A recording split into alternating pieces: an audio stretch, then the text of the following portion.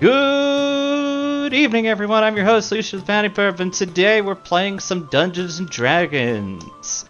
Now, for those of you who are canny players of my D&D campaigns, you guys might notice that the crew and the system is a bit different. We are testing moving over to Foundry today, and we're going to try to see what we can do to make that work. In the meantime, we are live. This is a D&D stream that's going to be a new one-shot involving new people. This one's planned to be a one-shot, like, maybe multiple times, multiple different one-shots with this group, but it's not going to be a long-term campaign for a bit, just to get that, like, setup out the way. But I do plan to run multiple one-shots with this crew. So, in the meantime, for those who don't know, this is a charity live stream. I will be saying it multiple times, but in the section below, in my About section, there is a link to my Extra Life page, and for those who might be watching this on YouTube, you should be able to see it in the description. I'm not always the best about updating it in between sections, but I will do my best to endeavor to do better in the future. But we're raising money for Boston's Children's Hospital. Extra Life is one of those ones that at least continues to be vaguely good about what they do and how they do things and where things go from there. So I tend to still follow and raise money for it. We've raised a grand total of something like $10,000 or $20,000 between the group over the years, and I'm trying to break my personal record of $1,600 this year, or it might be $2,000 this year, but I've at least set my goal to about half of what I expect to get. With milestones in place, there are a few incentives. Some of those incentives include making an NPC for the next campaign. Some of those incentives, one of those incentives, if you're willing to be a very, very cool boy about it, is actually designing or sending me the concept of the next one-shot campaign, in which case I will take that as a writing prompt, and I will do up an entire one-shot based on that campaign idea. Now then, let's go to it. So first I'm going to kind of shift myself over, and I'm going to take myself off mute. Hiya, folks. I'm about to go... You didn't deafen. I was so tempted to interrupt you. I know. It was on purpose. Because I am crazy like that. All right. I was like, I want to shout something, but I didn't because of charity. You guys were so nice. All right, so you will not get so much respect the next time we play D&D. Alrighty. So workshop my greeting. I'm calling this group the Deep Divers Group, and that is because of how I have the summary set up. So let's go into the scenario. Through the strength and courage of the dauntless heroes during the age of endless rain and night has broken and ended. It has been 50 years since the sun has broken and people seek to find the ancient technology of bygone's age. Upon the 9th Age of Fire, we have the last airship, called the Rook, makes its birth within a massive airship cradle within the nation of Vorlai, running on just the hopes and dreams of its crew. As one of the few vehicles that allow swift and quick communication between the various alliances of Stormgond, many of the nations have taken an interest in recovering ancient technologies, also known as Archaeomagitech, to resolve the issues and bring about a new golden age.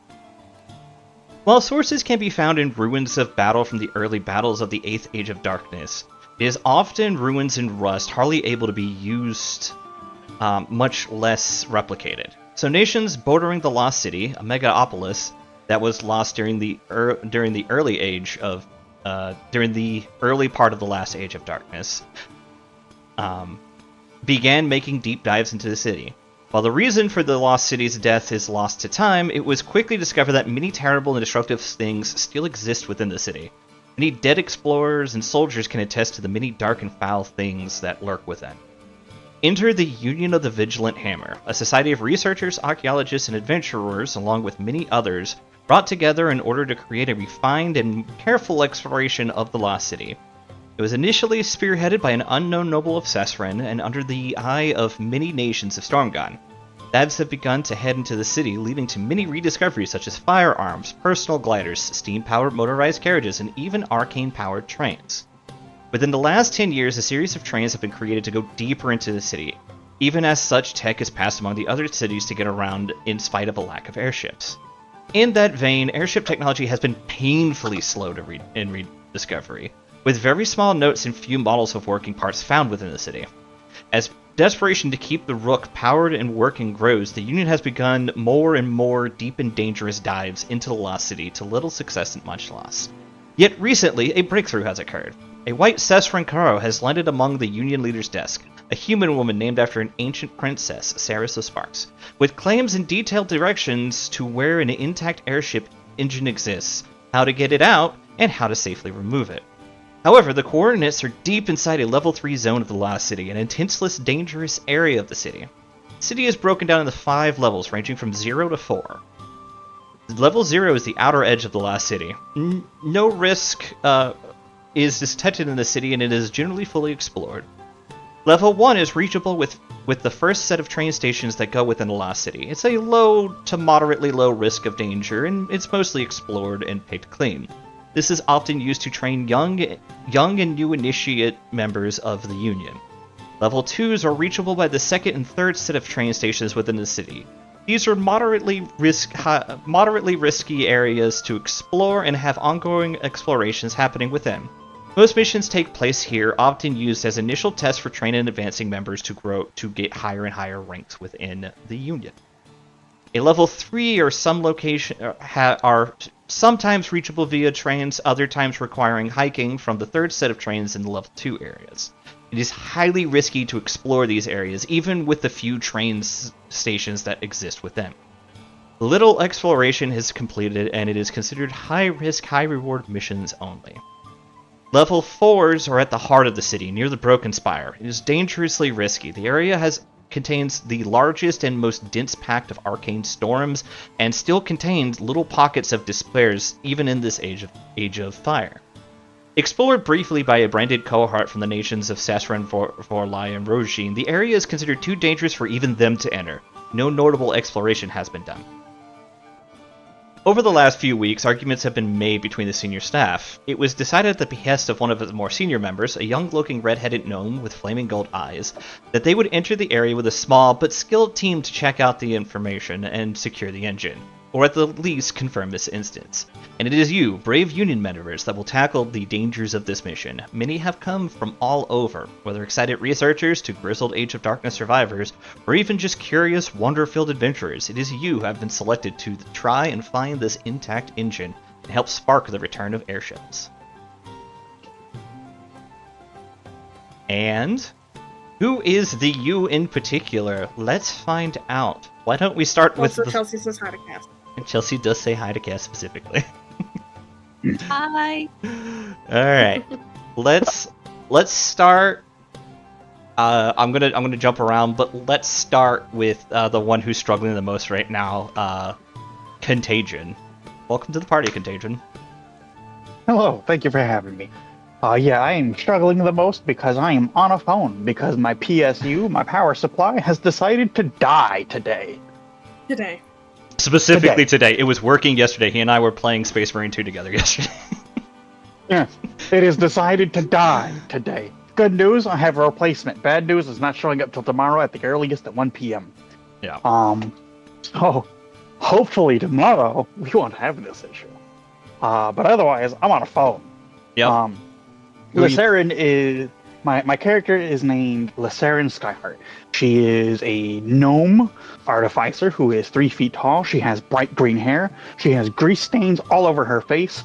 She has the tips of her board tails, which is what her hairstyle is, are singed black.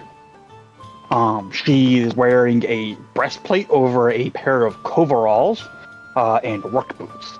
She carries no weapons on her, and her backpack is full of gizmos and gadgets. You are also playing an artificer. Yep. Yep. Alright. next up, I'm gonna jump to our other. I'm gonna jump to the special guest and the person who kind of like unexpectedly kickstarted this campaign. Shadati, how about you go next? Huh? I want to. Oh, okay. You're on next. Hello. Hi, everybody. Yeah. So.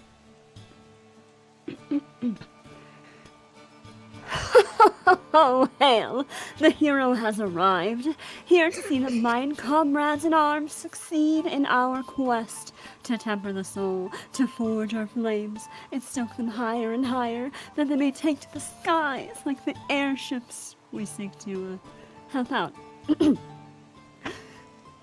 This is Taliumphra, the spark that which enlights the world. Of House Darabi, if you must know, 7th in line. Talio is a 5'8"-ish halfling. Boy, my heart rate. And they have kind of wavy hair to the chin, some messy bangs. It's totally a style choice over their forehead and like kind of down to their nose. And it's like a slate gray blue fading into just warm, lovely amber browns, like a kestrel, a prairie kestrel. And what's interesting about halflings, little wings sprouting where ears should be, and those wings are that slate blue gray that are tipped black, and beautiful golden angular runes glow atop the feathers. Very, very regal face there, with a nice little mole to match under the eye, and golden eyes to match those runes. Otherwise, everything from the neck down, gaudy as heck. Very princely attire in hot pinks, neon blues. Certainly dressed themselves, with white sleeves that are poofy and tucked into blue gloves. And fancy-dancy boots, and everything's gilded gold. Boy. Eyesore. I love something. I love everything about Talio. I'm so sorry. There's one for the sorry dollar jar. Already? We just started. Yeah, by the end of stream, y'all should be donating Extra Life, but yes, I'm having a sorry jar.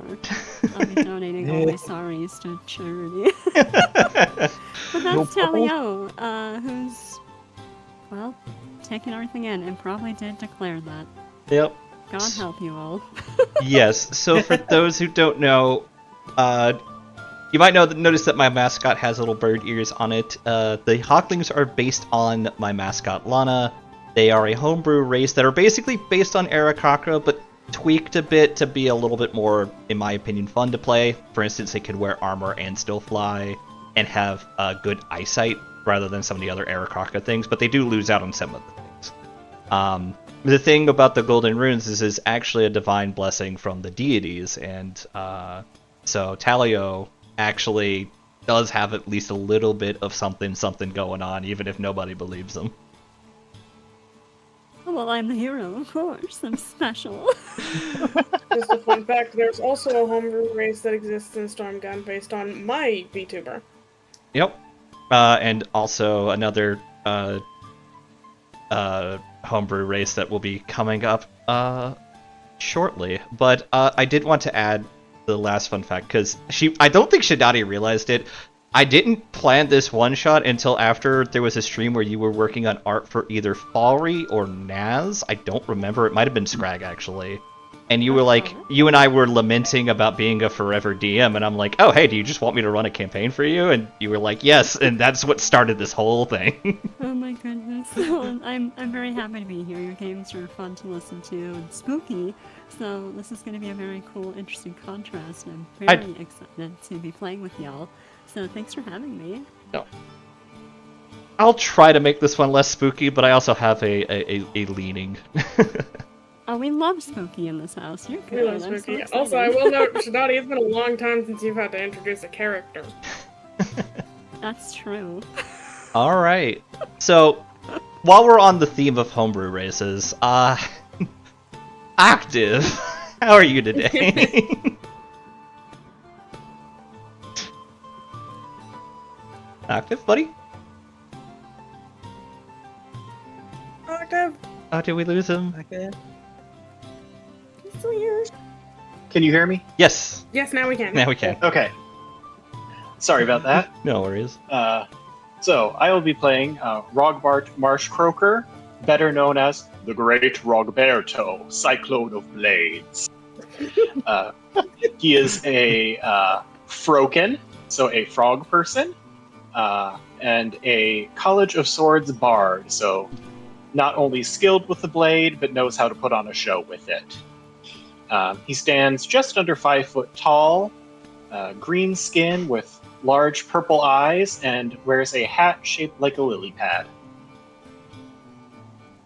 I love Adorable. him. You always give me the most fun or silly characters. There's like zero middle ground.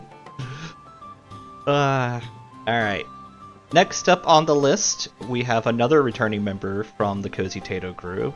Hi, Kenda, how are you today? Well, I am doing good. I am Kenda. Today I'm playing Maki, the Kobold Wizard. She is 2'2". So small. Has no idea what the fuck she's doing, but God, she's gonna pretend like she does. Yep. And playing the Hopeful Pyre. Is that how? I believe I called it the School of Hopeful Pyre subclass. Yep. Mhm. That's what I'm. Wizard. I don't have proper art of it, but she is wearing a absolutely ginormous hat. I'm hoping it's a huge, just oversized witch's hat that has 2 holes for the horns to come out of. Oh yes, and also her clothes definitely touch the floor. Her clothes definitely look like hand-me-downs. She's trying her I'm best. for it. Alright. Yep. Next up, another another newbie to the channel. Hi Cassidy, how are you today? Hi, I'm Cassidy, and I'm keeping my propranolol close by. God damn it! Why don't you go ahead and introduce Raven Knight on that info? Alright, I am Raven Knight. I am a 7 foot tall Warforged barbarian in the shape of an elf. I've got chrome shiny skin, really thin wires for my hair that come back into a braid, and, just basic clothes. It's not like there's anything to hide, but I'm wearing clothes, and I've got Thank you, Raven Knight. a shiny magical sword and a harpoon gun strapped across my back. Yep. That is... Oh, God, I love Raven. So great. Good to know you're wearing clothes, Raven Knight. Thank you. Well, her body is the armor. It's a Barbie doll. Yeah. Just good to know that the clothes are being worn. Just glad that we had to point that out. Alright. And then last, and certainly not least, we have the returning Lindsay Lou. How are you today? I can hear the sound of my child playing with her little spinny thing in her saucer, which means she's entertained, which means I'm having a good time right now.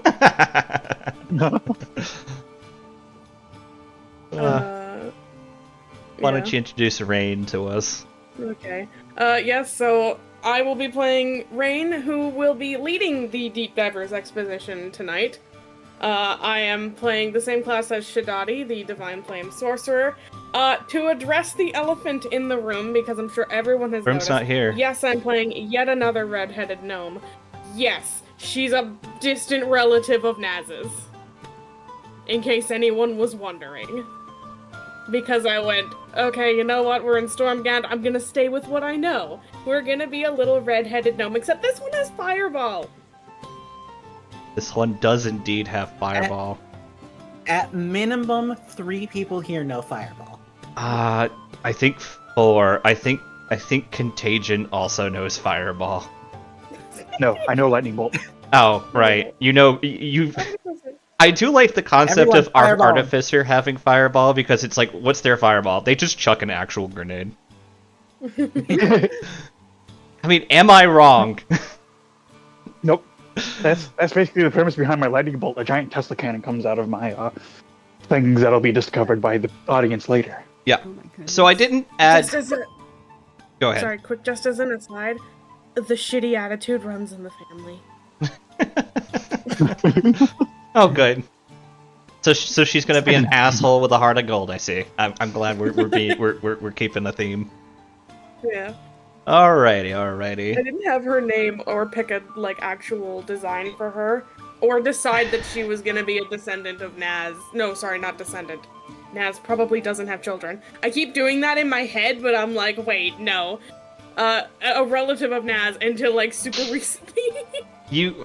You had the commitment that the character was going to be a sorcerer and a gnome, Yeah. and then eventually decided that you wanted them to be a distant relative of Yeah, Naz. it was I was like, okay, I want this, and then you were like, okay, I'm gonna add that into the document for the rundown. I'm like, okay, go right ahead. Yeah, so for those who don't know, I'm a huge fan of homebrew, and usually I just try to design my monsters to be a little bit more powerful to deal with anything that I homebrew. But we have several races that are... with this world, I tried very hard to keep separate the concept of you can't play a race, and instead I just try to work to add that race in later. But I also wanted to add a few of my own, the Broken, the Hawkling, all races of mine, as well as there is a deer race if Lynn ever decides she wants to play her character in the setting. So many things. So I didn't have time to set up the office, which I was just going to use the same office map, but it was more specifically I just didn't feel like being that lazy, so we're going to do a little bit of theater of the mind back and forth a few times today, and I'll let you guys know. So right now, you guys will be here at the train station shortly, but we're going to do a little bit of theater of the mind first. So starting off, you guys are called into an office at the Cessarin edge of the map of the Lost City. So for those who might not be aware, I have sat down and made maps of the city, or maps of the continent rather. Hey, what are you doing? No, back. That's not to play with. Stop. I see a newbie that's getting into trouble. She is. She's playing with the power cord. Stop. All right. So while he's wrestling with his cat, this is the nation. So just a quick reference, actually. This is the nation as it is in the current campaign. Everybody is over here in Cessarin. They're about to move over here to Krajin as part of the next bit of storyline. But that's what's currently going on. That's the third age of darkness. Here, in the ninth age of fire, this is what the map looks like. Some nations have grown bigger, some have grown smaller. Some have new nations. Other nations no longer exist.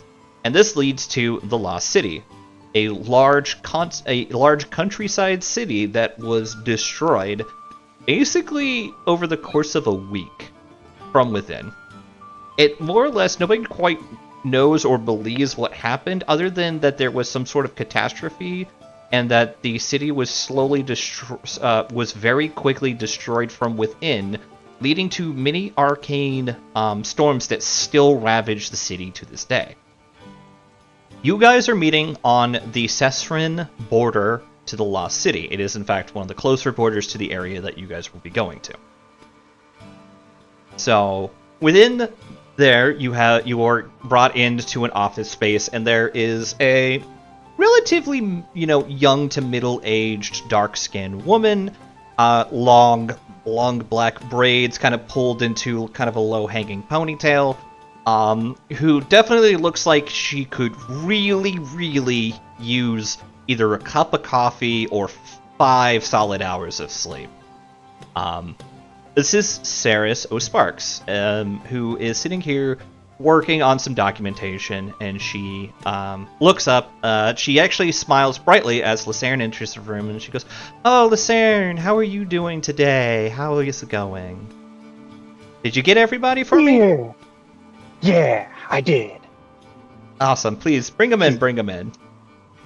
She leads everybody in and then trots over and hugs Saris, Yep. Saris, nuzzling into her belly. like, Saris, How do Saris, we get in? the door. You gotta go through the door. There's a door Open the door. Where's the door? There's the door? right there. I can never find these fucking doors! They're very hard Why to am I see. excited? Enemy number 1, doors. The doors are all I can see. Yeah, I mean, this is D&D. Enemy number 1 is the door. Oh god, I'm hoping you guys are smart enough to realize there's only one door that's going to be locked in the entire. can't see them. Huh? Like this tiny little thing that is supposed to be a door. Yeah, I can barely see that. yeah. It's hard to see. Absolutely, I agree. All right. Yeah, the good news is that's all I can see. So. Yeah.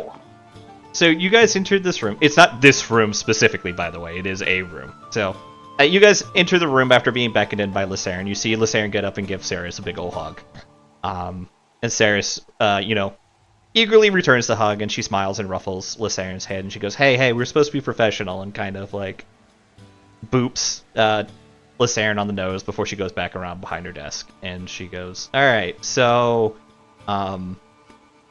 what is Rain's last name? Is she just going by just Rain? Oh, Cologne. I forgot to add it. Cologne? Okay. Yeah. Cologne. I'll spell it for you, Lusha. Yeah, Khol. Yeah. That. I forgot to What add does she it. want to do? Apologize. Senior Adept Cologne, are you ready? Are you ready to meet your team that I've gathered for you today? Rain kind of looks at all of them and goes, "As ready as I will ever be."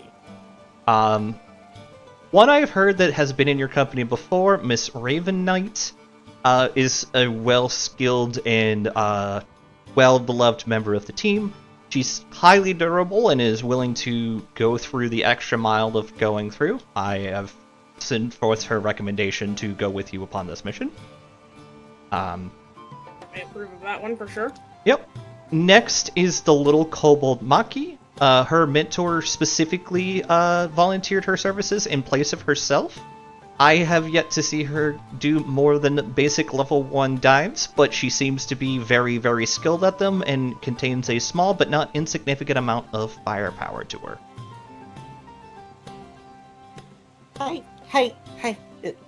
Shit, Maki at that point was looking around the room, not even paying attention, like, just staring at the room. It's like, huh? Hi. You're gonna need to pay attention where we're going. Yeah. I will.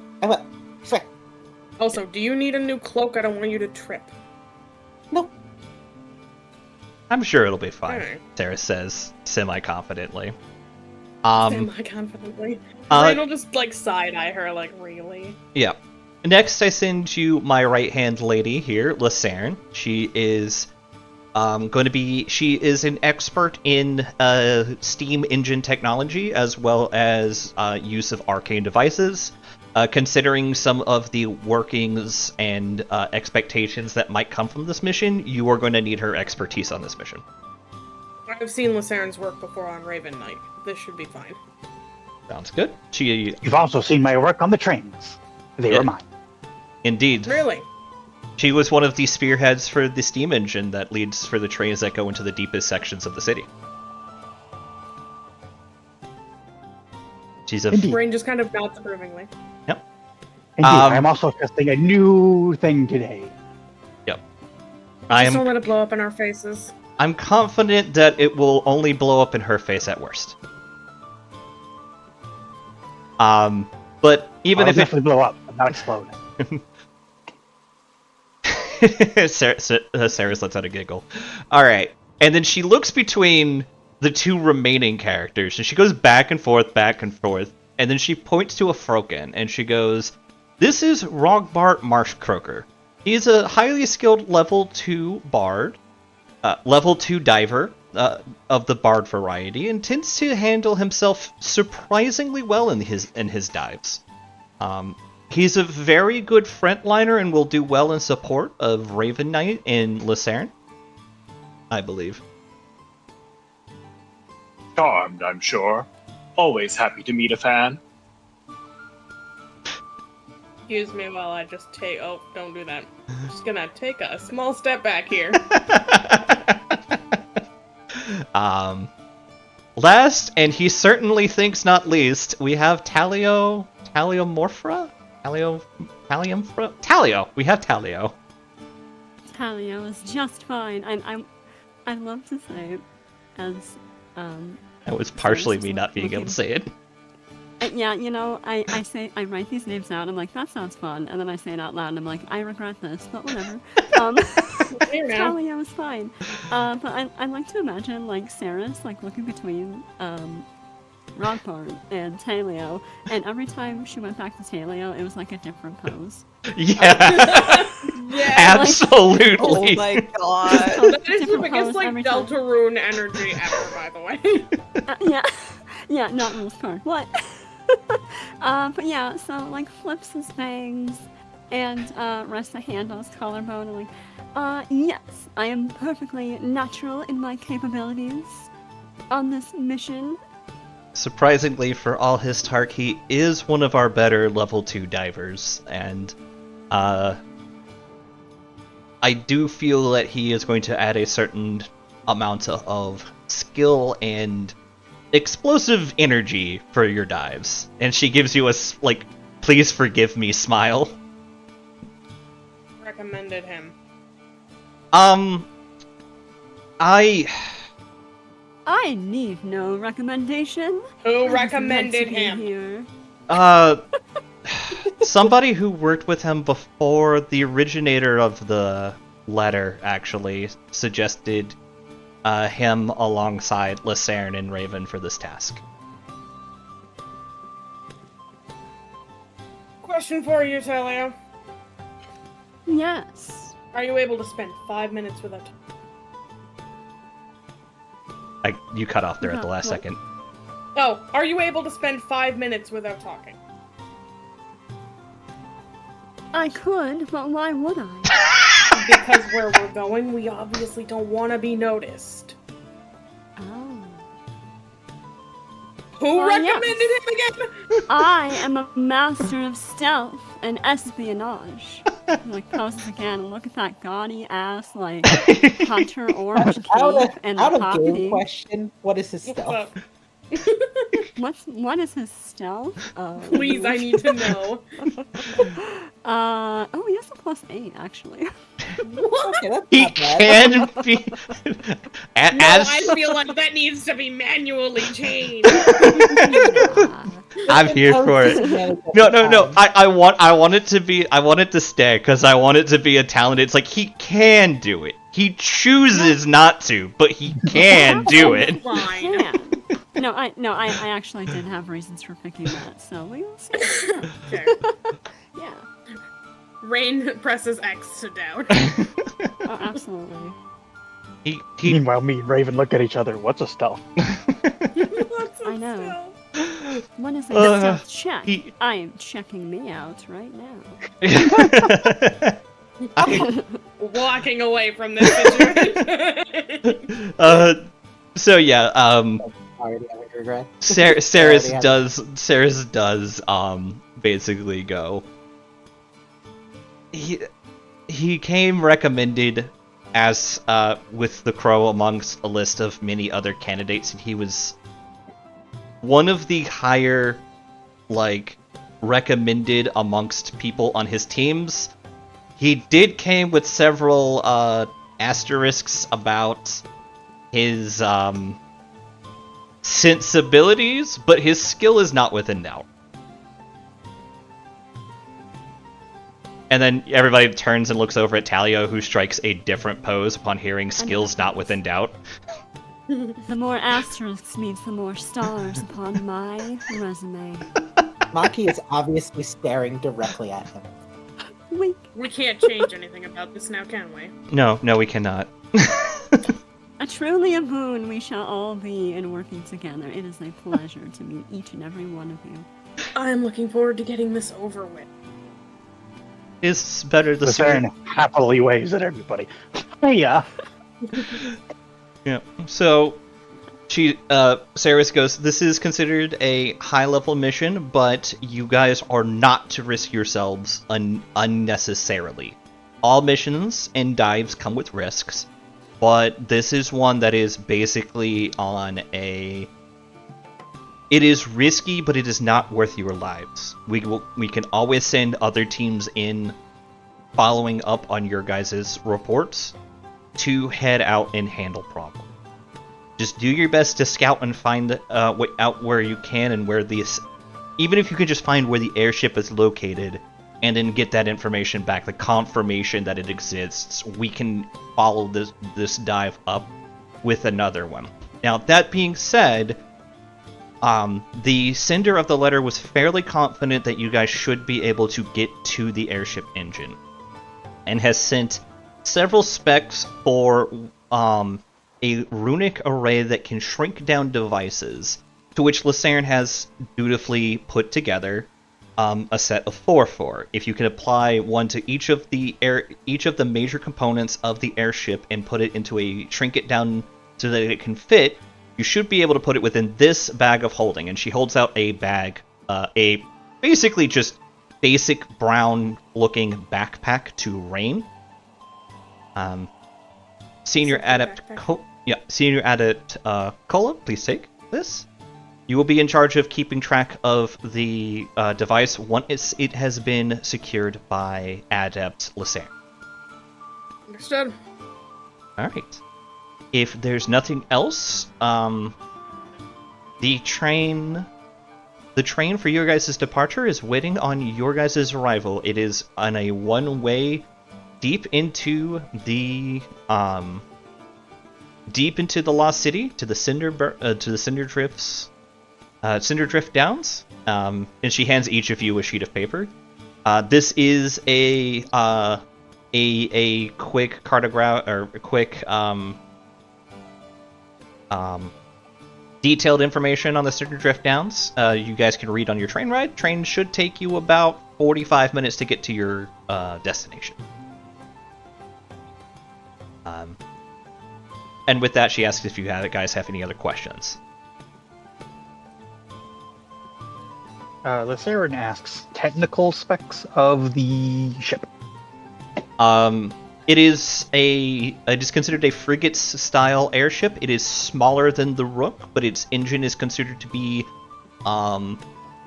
the specs of the engine should be replicatable enough to put onto the Rook's ship, or be used to repair the Rook's own engine. At best and at worst, can be used to replace the engine. It's small for an airship. It's big enough to fit like a solid crew of about 10 to 20 plus cargo. But it was designed as kind of almost a durable warship from what we got from the specs, if small. She checks her notes. The ship is known as the Forgotten Queen. Lasaren will nod. And then she'll ask, what should we expect in the Cinderfall Downs? Enemy-wise. Cinderdrift Downs. Cinderdrift Downs. Yeah. Unclear. There has been, from the train station out there, we have been given ideas that there is large necromantic energies within the area of late, and the train station has come on attack a few times. The walls have come under attack from AMT ghouls and zombies. Otherwise, any other information outside of the vicinity of the train station has not really been explored. Most focus has been on securing the rail line and the station itself in order to have future dives be taken on by elite team members. Oh, She nods shit. and thanks Sarah for the information. She turns to the rest of the group. Any other information? Or requests?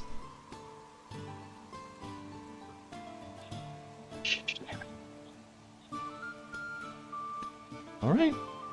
If there Yeah, we're are leaving. If there are none, please head out to the train station. I like you guys leave the train station for me to be like, alright, and then you end up at this train station specifically. Great. Hours with you. Yeah, so Fare yeah, thee well, my lady. Choo choo. she nods and smiles and waves. She gives Lysarin a hug on the way out. And then, yeah. So you guys get upon the train, and as you read your documentation, this is what you are told. So, this area is known as the Cinderdrift Downs, henceforth in the document known as the CDD, for short. This borough is located deep into the heart of the city, at the base of an old mountain that still belches ash. The mountain's thermal energy was once tapped during ancient times in order to create power, but some sort of incident happened during the city's spontaneous collapse, and now rampant arcane energies run wild within the region. This has caused this... Get Lucerne out of the building. Yeah. I will do that. Hold on.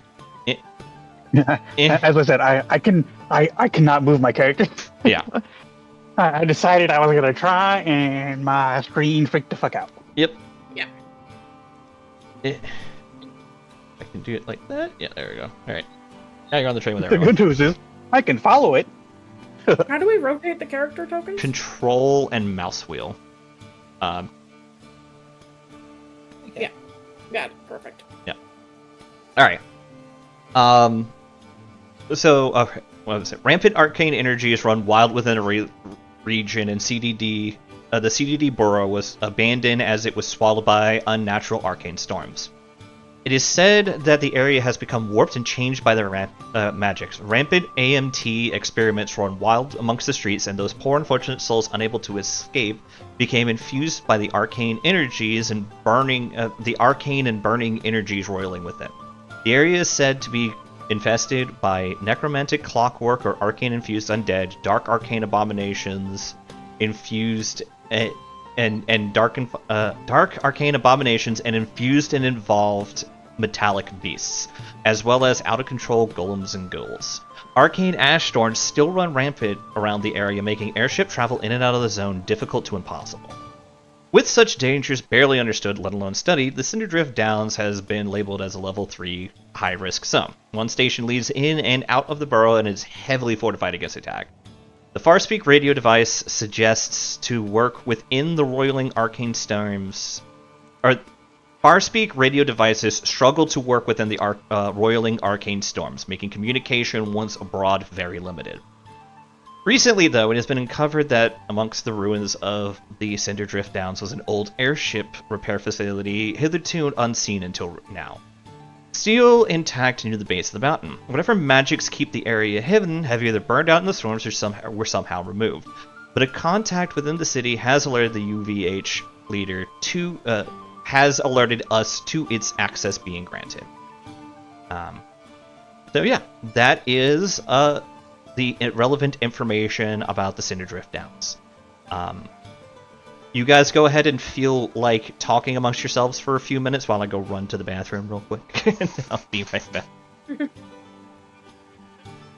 Maki is just Oh, staring I'm going to change at... the music real quick before I... Got that.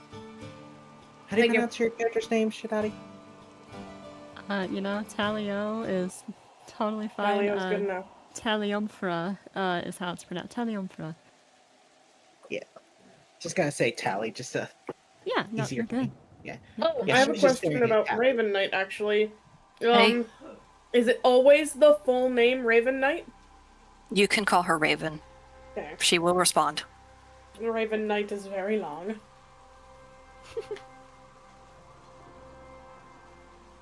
Tally will raise an eyebrow at Maki. My lady, your hat is quite large and wonderful.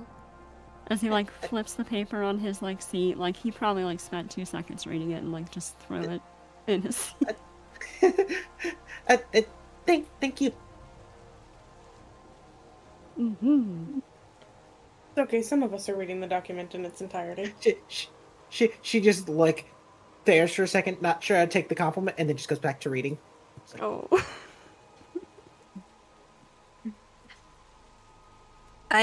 Bird, is there a survival benefit for you being so bright and colorful? Yes, charming. I cannot No, be no. charmed. The bard. I think. Oh, the bard. My bad.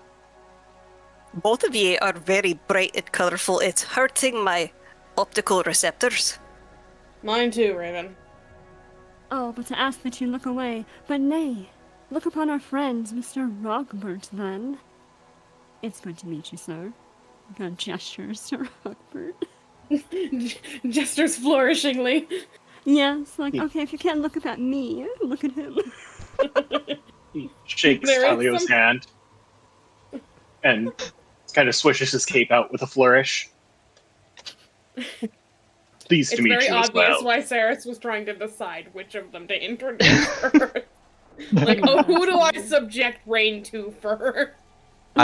I love the concept that after meeting, these two are like that one scene from Full Metal Alchemist with Alexander Anderson, and I can't remember his name, but the husband. Yeah, yep. Yeah. Where after their flex off, they're just like, yes, brother. Yeah, Armstrong? Yeah. General Yep. Armstrong? Yeah. Oh my god, the art. Oh my god. Oh, you finally saw the full Talio? Oh, no. Oh, yeah. Oh my god! This is fucking brilliant. This is How do you great. do... I love it. How do you do this so quick? Hold on. Is it okay for me to show this on stream? Oh, absolutely. If you want to, yeah, I don't want to interrupt. It's just, it helps me focus to doodle in the margins while I'm listening and taking notes. So. I love this so much. That is great. We'll have more after stream. They're so great. They're so... Alright, Yeah, we're talking and reading their notes and not reading notes.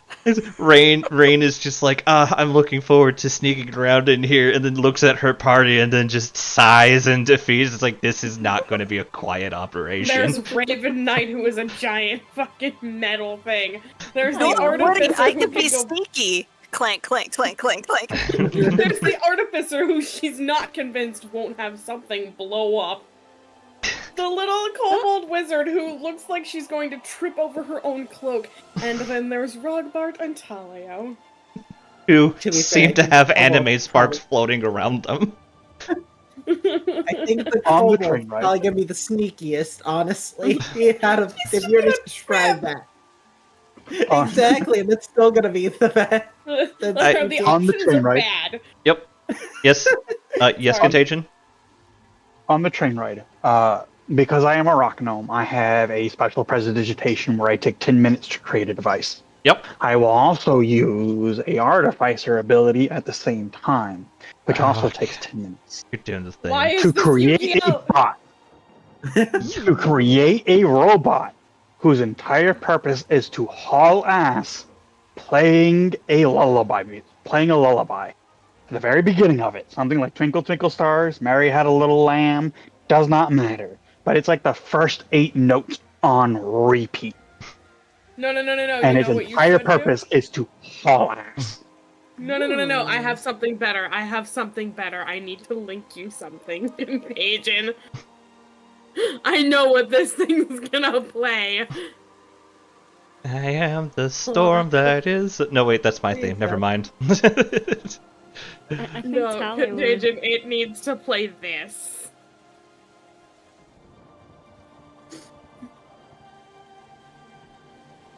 Ravenite's gonna pet the little robot on the head and go, hello there, wee one. It's good to see you. You're looking rather shiny today. It chirps at you. It definitely does not have sentience. All right. As it starts to play music, Rogmark's sorry, I going to actually pull out didn't his link the pan video, I flute just linked to the and script, play didn't I? along. Yep. Ooh. Ooh. The thing I forgot about Lesaren is Lesaren has a small robot sitting on her shoulder. There. A completely Try different that. small That robot. does It actually needs to have be this. sentience because it's a homunculus. Yep. Oh, cool. It needs to be Contagion. that contagion. All right. Cool. I'm back. So after some time and some preparations, if you guys have more preparations, you can make them. You guys end up at the train station. As you exit the train, you noticed that it is raining a bit. The rain tends to have a bit of a gray, ashy exterior to it. Clouds overhead are a bit of dark crimsons, blues, and purples, and the lightning that seems to arc across the sky arcs in a foreboding purplish green color. Contagion, you're on your phone. I forgot. I am on my phone. Did you see what I sent you though? Yes, Yeah. Can it be that instead? sure. All right. So Because if you want it to be annoying, that's how you do it. Its entire purpose is to grab attention and haul ass. Yeah, this is the way to do it. Delfino Plaza, but it never starts? Yeah. Oh no! Yeah. I hate that. all right. So I think this is next.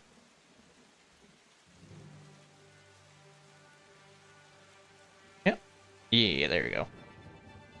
I love your use of ambience with music. I'm taking notes for my like. Oh, this is I'm so cool. pretty. I'm not the best at Ignore magic, that. but I'm pretty good at it. Ignore that too. It's very immersive. Yeah. So as you exit the train, rain pitter patters across the sky, bouncing off of you guys. Unless, of course, you brought umbrellas. Umbrellas are a thing; they do exist. You can have them. Part of your kit also included ever-burning torches, which are resistant to the rain, so you will have torches on you as needed. Go ahead. Speaking of being able to see in the dark, I have artificer infusions. One of which is goggles of night. Ayo. How far is your vision? Kinda. Why does things keep zooming in so fucking far? Oh, it's because when we chat, it likes to who's talking and zoom in Yeah, on who's that was talking. because of what I sent in Can I chat. turn that off? I don't know, probably. I get it. Anyways, so yeah, the rain has a consistency of like a grayish ash to it. In the distance, you do see a large mountain, probably a solid. So, have you guys ever seen like a picture of like Mount Rainier or like the Himalayas, but from like at the bottom?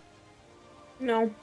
It's very Eldritch horror in kind of appearance, because it's kind of hard to imagine something that large in front of you and still being like several miles away. Like, that mountain does not look like it's very far, but you do know it's something like a solid 5 miles away. It sticks out the sky like that far, and it's lost in a cloud layer. Nearby, the clouds near it seem to take on much more of an ashy tone, darker blacks and riches, and you can even see some like trails of like lava running down the mountain, seemingly going back into vents within it. And yeah, you reach the station. There's a smattering of UVH employees around here. Nearby is a dark-skinned gnome working on a nearby generator. You can see vaguely behind the counter a Darudon Darkling Dwarf, another one of my more fun types of dwarves in the area. There's a tiefling and elf around, as well as a kobold who seems to be on break for the moment. Within the train station, it does seem to be a bit more dry and clear. There's a little area right here for you guys that exists as a kind of like seating area, as well as like contains a few supplies and things.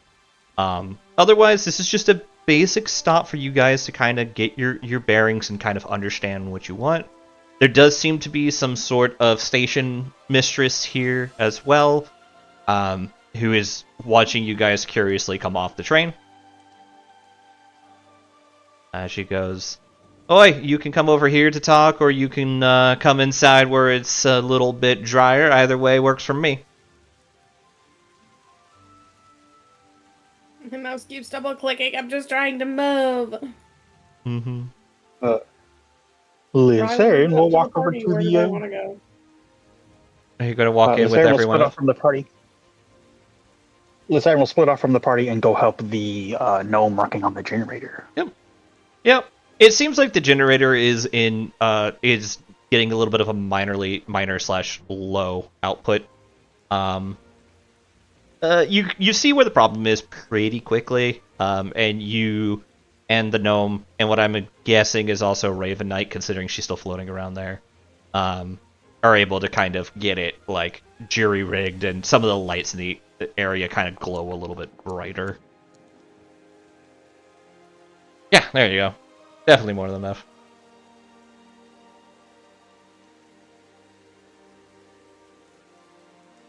As you guys do this, you anybody go talk to the ship mistress or station mistress? Sure, I will.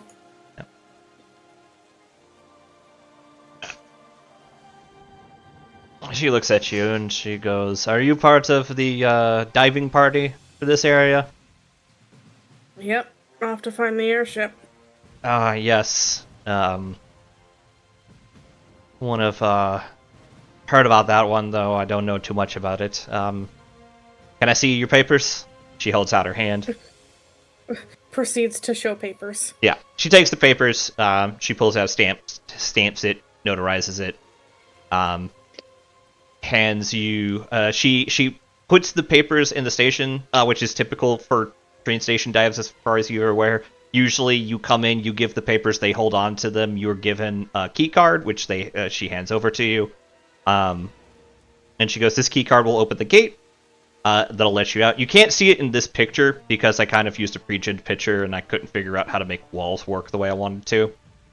But probably about a solid 150 yards out from the entranceway, there's a huge gate with huge concrete walls that have large steam-powered turrets upon them. Okay. You swipe the card at the gate and it will let you out. It is only allowed to open with you having the card to come back and go through. It is keyed to your magical signature, which is why every deep diving party needs some sort of caster with it. As it requires a little bit of infusion of arcane energy to open and close the doors. This is more of a failsafe to keep anything that shouldn't from being able to get into the stations and destroy them.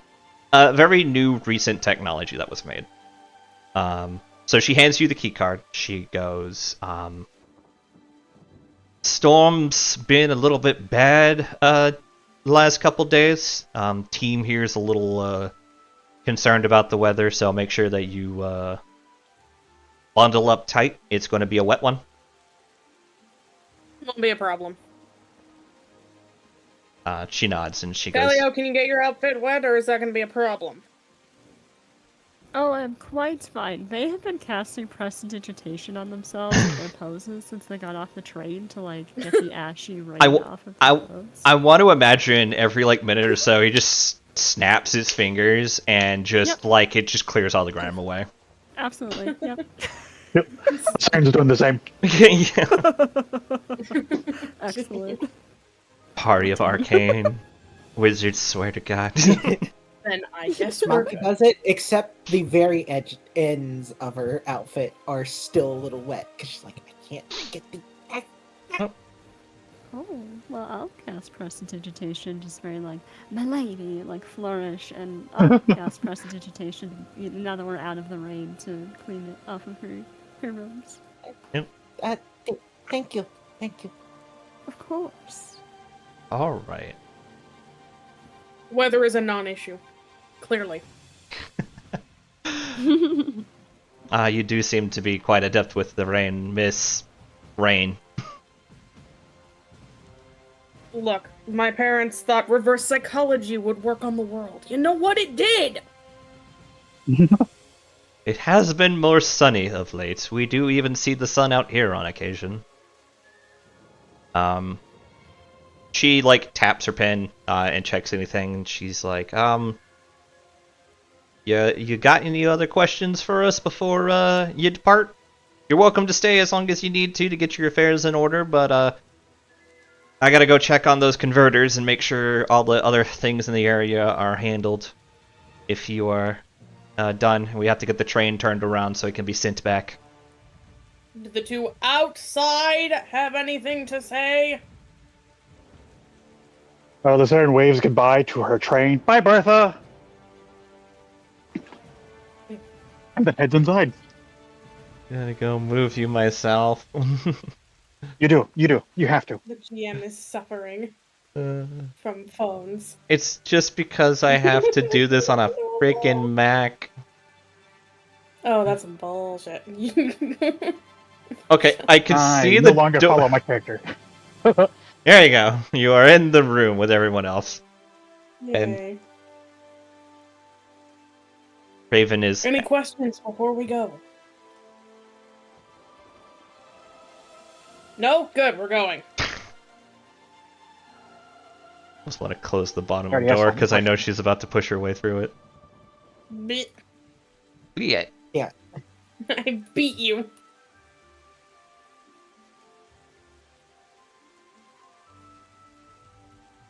Everybody wanders outside the door. Yep. So, you walk down and approach this large set of walls, as you do. And you move along, and yeah, Just to there's make it through. just to make it through. There's a gate there. As you approach,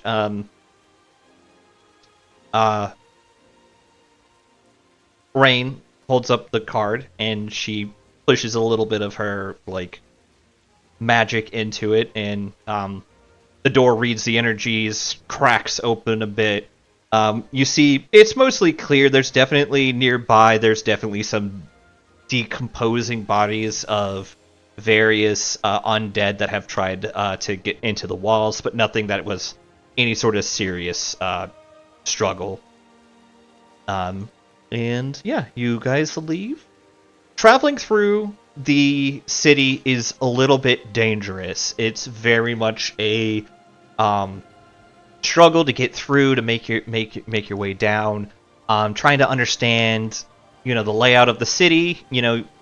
One of the things that you had in your packet was a map of the city and how to kind of try to navigate it, but everything is worn down and run down, and a lot of the maps are made using writing of explorers who have come before, and whoever was the last explorer here definitely liked to give simultaneously too much information and nothing that was relevant information. Making it kind of difficult to understand some waypoints that they give you, and other waypoints that just kind of were vague references, like turn left at the big rock to head towards the residential area that leads to Junk City, as they started calling it. Can I get whoever wants to, anybody can do it, a survival check? Give me a sec. I don't know if any of you have survival. Nope, Let me has. see here. Two. Survival? Where are you? Oh, Oh, At the Saren- bottom. I'll give it a 10. Saren, God along the way, is going to draw a map of the area with her cartographer tools. there's my only nat 20 for the night, you guys. Yep. 14. Saren makes an athletics check. I'm assuming you can't see survival. No, I made a Oh, survival. you did? I don't know why I put. Yeah, Okay. I don't know why I rolled. Athletics. I'm not gonna worry about it. I got 15. Alright, so, Talio rolled an 8 and got a 7. Wonderful start. Negatives. Raven Knight, I'm assuming the strength check for Lysarin was also supposed to be the, No, there was a, No, there no. was a survival check up top. Oh, there is, okay. So 15, 15. 22. So the 22 is gonna get it. So, yeah, so basically, everybody who's not Rain, whoever wrote this map just absolutely fucking nut job. The margins of the paper, God. like about like hysterical importance, definitely kind of like it definitely takes liberties because they talk as if they've been here before and know exactly like what happened, but none of it makes any sense and none of it's relevant to the actions you go. Rain is squinting at this profusely, like, why? Rain, you're able to kind of make your way, like, navigate through all of the historical and relevant data to kind of easily pull out the information you need. This feels like something you've done before many a time. Like, being able to take useless, irrelevant information and turn it into something, like, important. This is how need Sarah's to know. writes. This is a bit how Sarah's writes, but you're able to pull out exactly everything you need to know very quickly, and you make snap decisions that cause you guys to like easily cut through town. For those who don't know, this roll is going to dictate how many things you're going to have to deal in the next area. All right, I hit this Oh, button. I got a crit. Great. And then I go to this button. Alright, did you guys load into a Screen's scene? brown. We're I'm still loading. 9. Yeah. Yeah. It's very brown. We're just loading. What is the result of my cartography roll? Your cartography roll was a 12. You're able to make a very simplistic map that uses various, like... It's a much more refined... It's not as detailed as the previous map you were just using. At the same point, there's definitely more, like, easier to read relevant information, and working alongside Rain, who was able to very easily crack through the information as she noticed you writing a map, you're able to make a much... It's a skeleton of a map, but it is a map. It is something that other people can use much more efficiently than the current map you have. I'm not writing a map. I am drawing a map. Alright, you're able to draw a map then. You're able to get a skeleton of a map relatively quickly in the rain. Then. Cool. I will constantly use prestidigitation on my map or on my thing as I draw, so No, it doesn't ruin the probably page. 30? That does not work, but good try. I don't think Contagion and I have made one for this year. Why? Because I do it, and I just forgot to ask him to do it, and I was going to ask him to do it today, and his computer broke. Oh, don't let that interrupt. I'm so sorry. I was just seeing it. No, it's fine. It should work. It just doesn't. Yeah. Okay. No worries. It's on Moobot. Is it on Moobot? Except, It is on Moobot. What's- I turn it off, but I don't disable it, so it's always there. Okay, can you I turn just it back turn it on? I don't know how to access my I Moobot. might be able to. has anyone else gotten into the map? I aside have. from I mean, Lusha? I have. I finally did. I have. On the map. Okay. I have. It took a minute. On the map, on the map, on the map, on the map, on the map. I might try leaving. Oh, it's brown. Ah, finally. On the map, on the map. Okay, calm down, Dora the Explorer. Yeah, I cannot. Moobot on my phone just keeps connecting me to my account, so you'll need to do it on your. okay, I computer. just opened it. Okay. It's under custom commands. Custom commands. It should be called Extra Life. Turn on, edit. I just need to change this to this. Save. Cool Yep. map. Close. This. There we go. Thank you. And thank you, Shidati, for being on top of that. I am definitely going to be distracted throughout the night. Okay, no worries. All right. Have it interrupt the scene. So No, you're good. who can see the map? Me. Thank I you. can. I can. Who can't see the map? I can't, but not because I'm not loaded on the map. I can't see anything. Okay. Because phone. I don't know how to. I could use a locator ping. They're like a draw attention button, Shidati, like that drags everybody to a Just location. hold and click.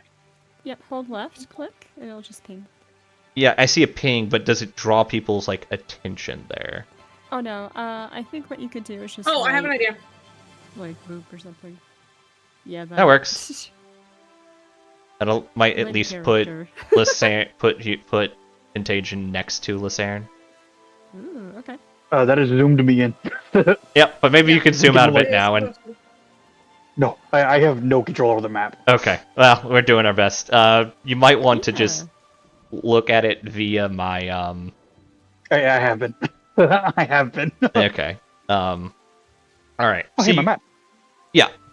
So, as continued shoutouts, first of all, shout out on the last map to Shidati for all the lovely free tokens she has on her coffee. You can go to coffee/Shidati to get access to those. They are very, very lovely quality. And then They are free for everyone. And they are free for everyone. I only grabbed the free ones, though none of the ones that I don't have any money at the moment, so I couldn't afford to buy the ones that cost money. And then There are none that cost money. You're good. yep. And then shout outs to Contagion for this lovely map. I spruced it up a little bit with some light sourcing because I basically asked him not to do it and leave that one to me. But otherwise, everything else here was done by him. And also shout out, it's in the description of the YouTube, but shout out to 2 Minute Tabletop for their map assets that was used to help make this area. And then I'm going to go ahead, change the music. I'll turn This that on. map is awesome. Good job. Thank you. Yeah. I'm going to put this music back on. Originally off to the left where all those grates were used to be a market, and he was like, yeah, there's going to be a separate market, so just remove that. And I was like, I wish you said something sooner. Oh gosh, I mean, it looks good. Couldn't even tell. That's awesome. Oh, I can only have rain or haunted house. I can't have both. Alright, fine. I'll do this one then. It's okay. If you put on Haunted House, we still have rain. Yeah, we just won't be able to hear it. No, what do What's you mean? funny You is can I have fine. no issue seeing the rain. I can't hear any of the music. Yeah. What do you mean? I'm right here. No. Can't you hear me? Yeah, I can hear it. Alright. Yes, I recognize I'm not funny. Good. So, you guys have kind of come into this area. This basically is, from what you can gather from the map, this is the big turn location that you guys have as you kind of come in. Rain, as you look at the map, basically at the next junction, you need to make a right to continue on, and it's going to go into what is described as Junk City. However, as you guys approach that area, you start to see something in the distance. I'm gonna just add a couple of these little buddies here. Enemies. Enemies approach. They might be friends. We could. No, they Socialize. have red rings. They are enemy. I have a very straightforward planning scheme. No, you're good. I was just being silly. All right, I got. Color coding is good. Did I just grab? No. Okay. Oh. No. Everything No. okay? Everything is fine. Everything I is don't believe you. wonderful when you do things with friends. That means he's losing his mind, by the way.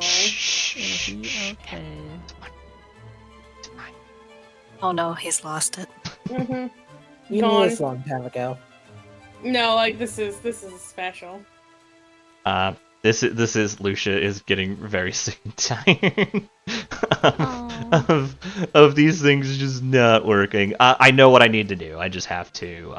So what happened is I updated the portraits, but I didn't update the tokens. So I have to change each of these pages to be different because the default page does not actually let you choose the adjust between portrait and token. And then I just need to go in and add it. So just give me 2 seconds to do it. Honestly, if this is like the only problem I have tonight, I'm gonna take that as a win.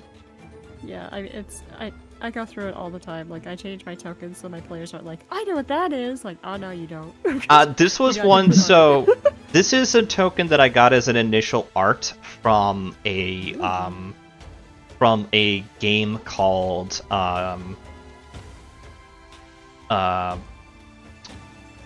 War Machine and Hordes. It's a tabletop game, kind of like Warhammer 40k is a tabletop game. It's a steampunk themed. It's definitely the big inspiration for the steampunk eras because I really, really enjoyed that game before it was ruined by the company that owned it. And the only reason I don't still play it is because I feel like the new edition kind of ruined it.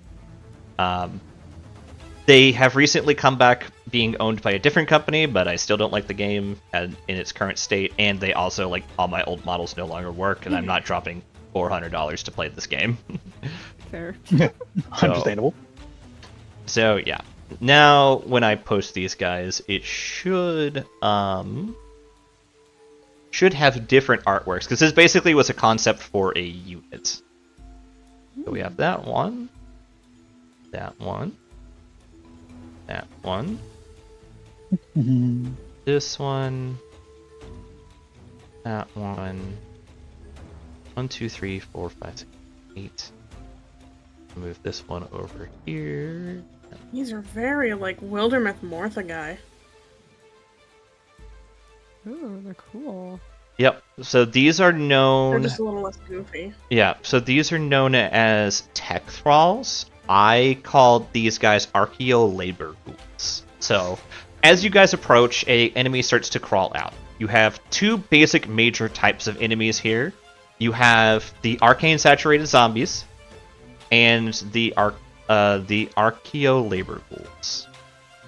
I will allow people to make a character sheet, Arcana, History, or survival checks based off of what they have available. Do Arcana? Yep. I have the same for all of these, so I'm just. That is a 26. Yep. Arcana. Oh, sorry, it rolled twice for me. I got 4. Got 4. Oh boy. Oh. Yeah, so you have a 6. So Rain, you have you know of these things in terms of these are AMT undead creatures. You have no idea what these things are. Anybody who rolled a 15 and up, so that is Talio, Maki, Lucerne. So you guys know that there is the arcane saturated zombies. These guys are literally infused with the magic arcane storms that ravage the area. And I will deal with that hydrate in a second. You guys know that these things are saturated with the arcane storms and tend to have magical effects. Like, their attacks tend to be random in terms of the damage output, and it tends to be a little bit like back and forthy. Sometimes they strike and then it does fire damage, other times it strikes, it does thunder damage. It's always magical in nature, though. They're not particularly strong, but for Talio and Lucerne, you do know that there's something weirdly dangerous about them, but you don't understand them. For Maki specifically, you do understand these things very acutely. Arcane saturated zombies, upon death or closing with a target, can explode with almost a force of a fireball in terms of power. Usually it is random what kind of damage comes out of it when it explodes like that, but it can do so. Next. So wait, so is it when they die, or is it just they decide to? So either upon death or as an action, they can choose to explode. Okay. This is an idea I actually had way back during the first D&D one-shot campaign. Like, I just wanted arcane blowing up zombies. Cool. I mean, that's really awesome. Feel free to steal it. Next, you have Archaeolabor Ghouls. These are... it's hard to understand what these were initially for, because it definitely seems like they didn't...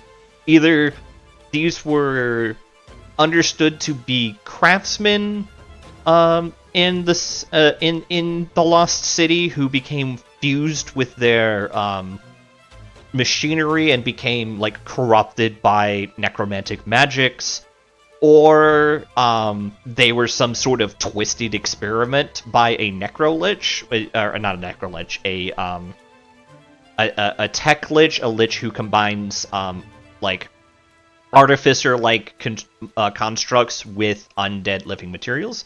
These things are very hit very hard. They tend to be a little bit on the fragile side, though not necessarily completely defenseless.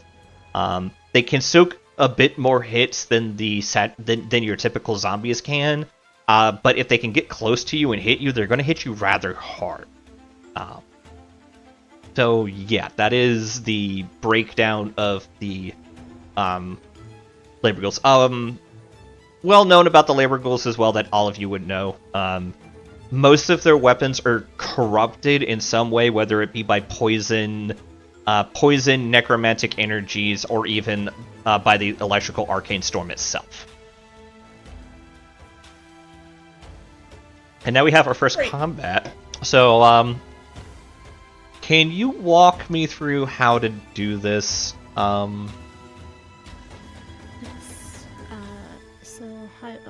If you drag with left click and we kind of like get that orange square around everybody that you want in combat, cat please. And then there's going to be the 2 cross swords button, the encounter.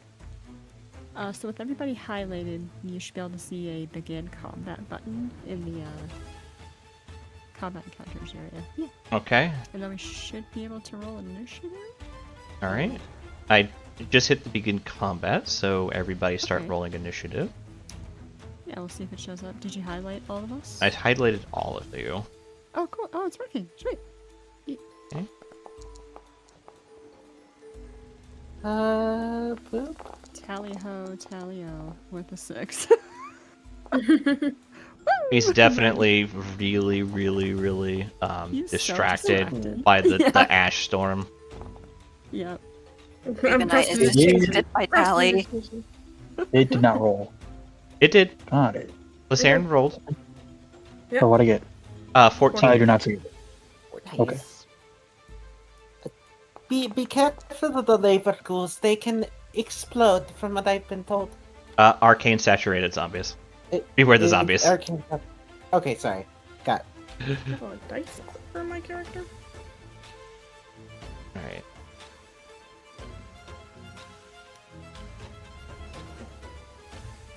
I'm glad this thing lets me know.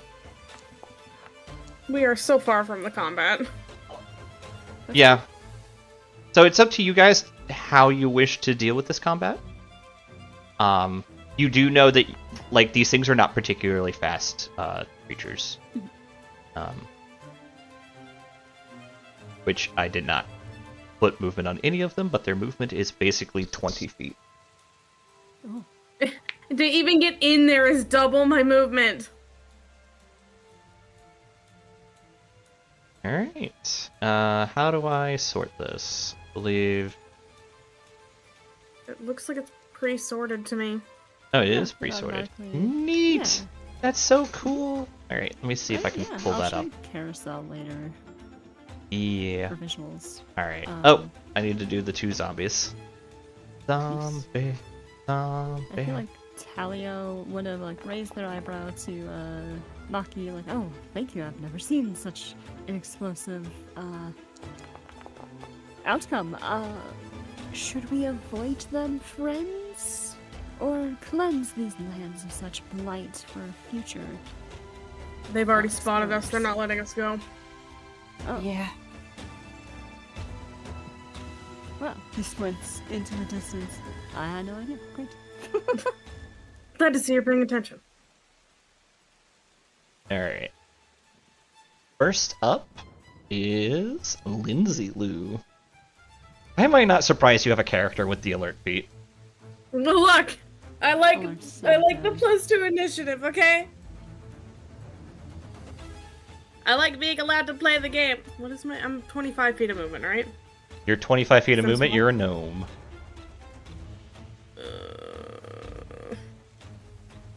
Yeah, so this I is the get to go here.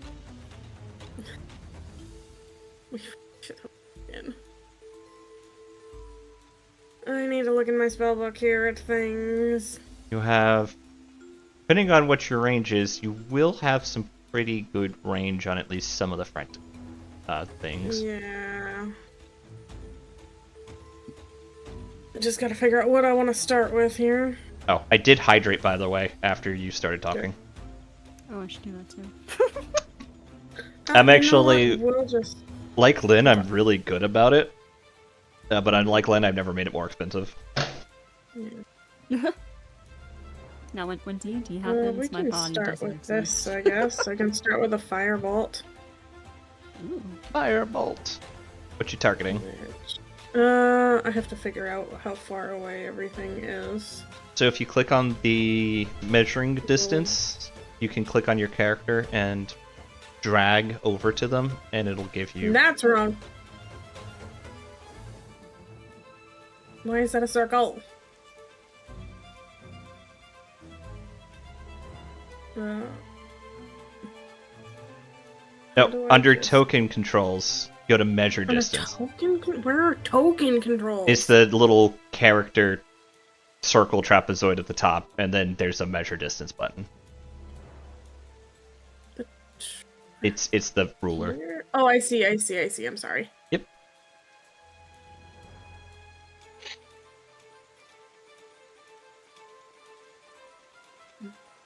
Oh gosh. This is fine. It's just I can't. Oh my god. Oh boy, it was making my screen go everywhere. How far are you?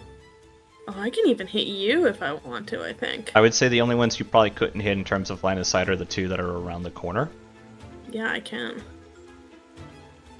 You have more distance to travel. Sorry, you were saying something? The only ones you couldn't hit are the ones that are behind the walls. Yeah. Stop throwing my screen. I'm gonna turn that music down. I'm gonna target this guy here. Let me just roll my attack here. Oh, I needed to roll my... No, I rolled the damage with it. Okay. I don't know what's going on. You hit with a... I don't know why I rolled so many dice, but you hit with a 22?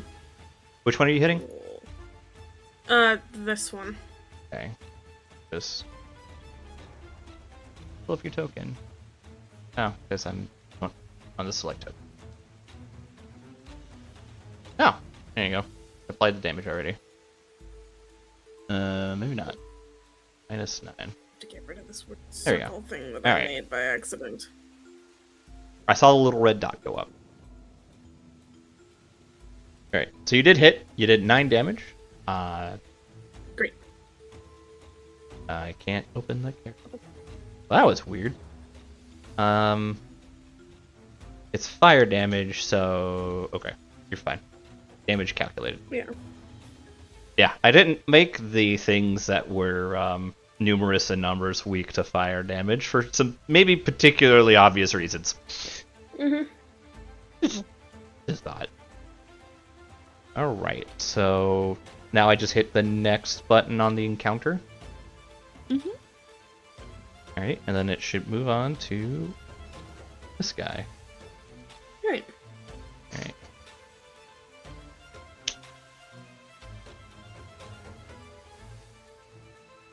Eh.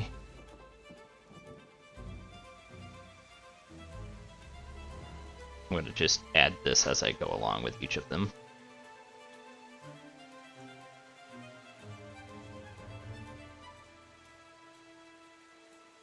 the little frame around who's next is like super helpful. Yeah. One. Lynn character, Octave character, Lucerne, Maki, Shadani character, Raven Knight. I don't get it, cause like your character name has been changed, but for some reason. Maybe my Fucking token weird. name is Shidani character. We love Foundry. I'm gonna take You know what? That's probably it. Alright. The Great Roberto. All right. Because I am frog, my jumping speed is faster than my walking speed. Yeet self. This was on purpose. The one shot is 5e, yes. The one shot is 5e, yes. It is a So lot I of can homebrew jump custom rules. 30 feet. Yep. You just see this guy just like yeet himself like 30 feet forward from like a standstill. Okay. And I guess, since nothing is close enough, I will take a dash action. Yep. And do the same. Jump another 30 feet. Yep. Effect controls? No, it's not effect controls, is it? How do I remove the circles again, Shidati? Go to the ruler button. Yep, there it There is, the should be ruler a little button. trash Come bin. on. Yeah. I think it's okay if it's like roughly that distance. Yeah, it's roughly Why fine. is it not letting me move more?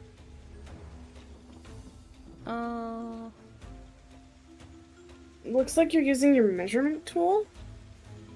I shouldn't be. I have. Oh, it might not be letting you hop because jumping is an action. Well, I'm just trying to move. I don't even have it set to. Okay.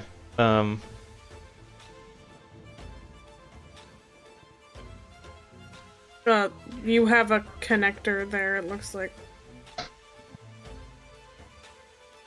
It shouldn't matter because it checks the distance. Alright. Ping where you want to go, and I'll just move you there. Okay. Let me. Grab your measuring tool, measure out. Yeah. Like there. As my fallback is, I am perfectly willing to just Do the things. do the things and just make it work. Alright. Yeah, and dash specifically says you gain extra movement. It does not say walking speed. So. Yeah, I don't get it. I can only think it's just because jumping is considered an action, but if that's the case, I'll make like a special fly movement for you, and it's just you jumping.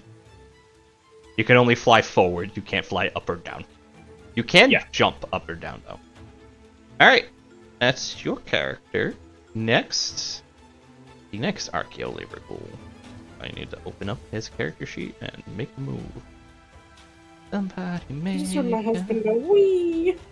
He's- Baby. He is having a good time with the baby.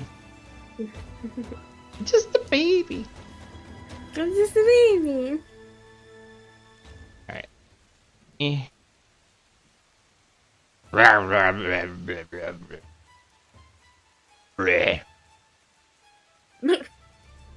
Alright, The zombies are coming. they're coming. So are we the plants then? Yes. 6, 18. I'm coming. Phrasing. Nope. That was. They knew what they were doing. I know. Alright, fine. I'm just gonna configure this to the other sheet that's a little bit easier to read. Lets me I do know. not forbid. What am I trying to click on? I'm not trying to click on anything, Foundry. How did I end up on this screen? It's fucking happening.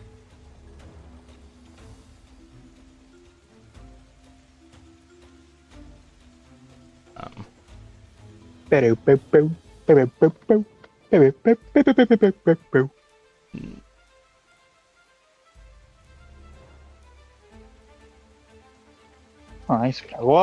Whoa, you almost had a tumble there, sweetheart. Cat. Yes, you did. Sound like me talking to my baby.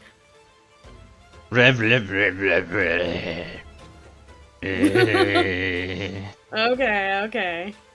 And Lucerne. Alright, you're gonna do the So- thing. Lysarin is going to action dash.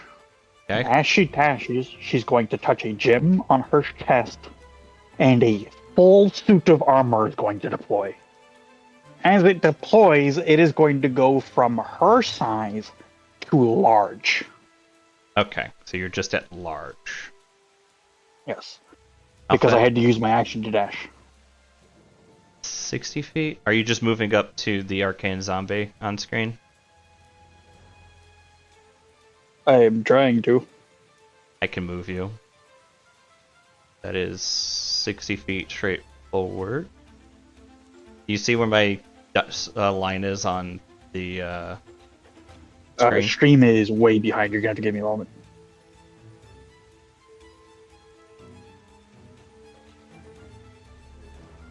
Bad time for your power supply to go out. It's the worst. You alright?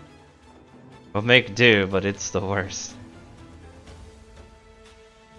I think this is about where you want to go. Can you see on stream? My stream, it looks like it's caught up. Again, yeah, that's fine. Fuck it, I feel like listening to Return to Oblivion because reasons. Yep. So you guys watch Lysarin run past like Raven Knight, like tap, like do the Iron Man like double tap on a crystal, and then suddenly she is about as tall as Raven. Cool. Taller. Oh yeah, you minimum's 8 feet for large. Yeah, so you are taller than Raven. All right. Next is please stop, Maki. Country, please stop. She is going to run up about here, and she wants to prove herself, so she's gonna catch first fireball. She's gonna cast Fireball. Nice. All right. I knew you would. I was like, I'm gonna give that to Kenda. So 20. Want to make sure I'm getting the measurements. 20. Oh. Let me get it in a better place so I can show it. Because probably be about here. I want to make sure I don't hit. Okay, so go a little more up, and that should. So it Well, you doesn't can hit move it Maya. afterwards. Yeah. Also, Just don't wanna make forget, I sure I'm- believe your spells do heal. No, that's next level. Oh, never mind. Don't hit Octopus with Fireball. And even then, that's twice per day. So yeah. Yeah, You no, that. stopped Kenda's level right before she got the thingy she should be able to do. Yeah. Okay, I'm not placing in the right place, but should be able to. Because think it's you can- only 20 feet, but if I can't. Oh wait, no, I can't. I'm an idiot. Shit. I'm not trying to make a new one. You can click and drag it. Ugh, things are so finicky. Yeah, they're really annoying. So to read the ability so everybody knows what's going on for Lysarin. Dreadnought Armor Giant Stature. As a bonus action, you transform and enlarge your armor for 1 minute. For the duration, your reach increases by 5 feet, and if you are smaller than large, you become large, along with anything you are wearing. If there isn't enough room for you to increase your size doesn't change. You can use this bonus action number of times equal to your intelligence modifier, minimum of once. I can do it 5 times. You regain all expended uses when you finish your long rest. Okay. Alright, Alright, so that'll be. They gotta make a dex saving throw. That's a lot of damage. Alright. The So, base level. alright. We'll start with the zombie. What's the save? It's a DC 17 dex. EC 17 dex saving. Okay. Yep. It's on the fireball thing, so Yep. just hit. I rolled a 1. That's an actual one. That's a Excellent. literal Excellent start. I rolled a 0. Alright, cool. Takes the full damage. Yep. How much damage is that? 24 you said? 24. 24. Yes. You've it's, activated my trap card. We'll get to that in a second. Alright, and then this guy with his -1 deck save. Come on. Oh. Alright, I'll try. Alright, I at least failed, but You did roll a 0. I didn't roll a 0, so Improvement. -24. Bloodied. Alright. And now we can do Deathly Explosion. oh boy. Yay, explosions. It is centered on it. It hits Roberto and Lucerne. You guys need to make It's ally. and itself. It does hit ally. It hits everybody. It does not care. Mm-hmm. All right, make a DC 13 Dex save.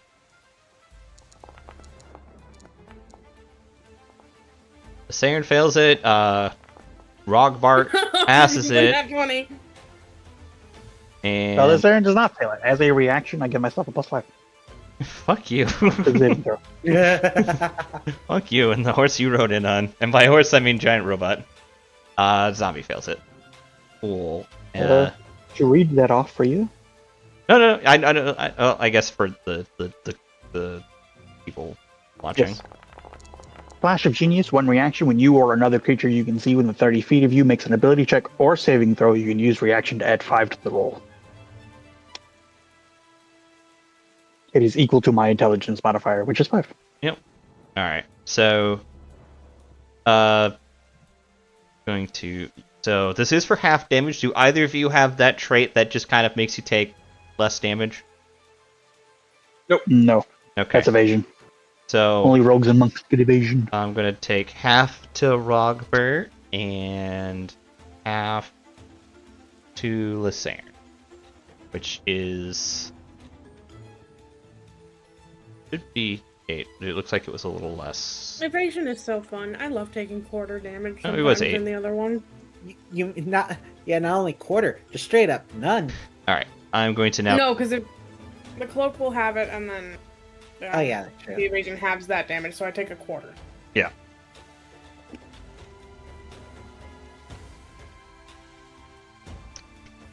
Yeah, Naz is hard to hurt. Mhm. All right. That was hard to hurt with deck saves. Do not try to AoE me. Ever. No. With deck saves. Deck saves. And most things are deck saves, though. For damage. How do I mark you as dead? Should be able to click on it and then right click and then it's the Dead. sign Yeah. says dead. Dead. And Zambi not having a good time. Or Yay, dead Zambi. Dead Zambi. Dead exploding Zambi. I'll take it. Yeah, no. Maki throws the fireball, but it Yeah. gets slightly caught on her cloak on the way out. It's like, oh, and she's just knocking off the little bit of fire that's on it. Yeah. As Maki slips and the fireball escapes from her, it lands true just beyond everybody else and it explodes. And then within that explosion, a spark goes off and a icy explosion comes out of it, causing Lucerne and Rogbert to take some frost damage, some cold damage. Sorry about that. Raina's gonna pretend she didn't see Maki try and put out fire on her cloak. It went up pretty quickly, all things considered. Maybe it has to do with the rain. Alright, next guy. Honestly, it is raining. Oh, that doesn't That guy update over all the there. character sheets? Fuck me. Sorry, I have to adjust these things on the fly. I also have to change the character sheet every time I go to do this, but I do know that there's a better character sheet now that I'm going to use for the NPCs.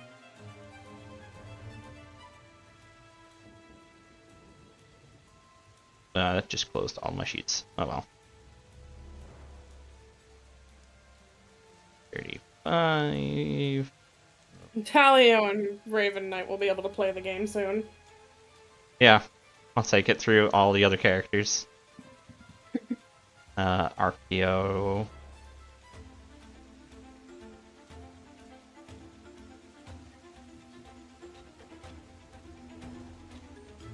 For some reason, I'm picturing Tally like looking and preening in his reflection off of Raven Knight's shiny metal skin. Oh my god, I need to draw It's this. happening. It is now happening, and there will be maybe a little sketch of it soon. Talio needs to be perfect for battle.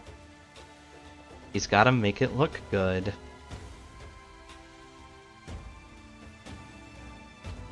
I like making my map so big. Alright. Stuff can happen. That one. Next character sheet.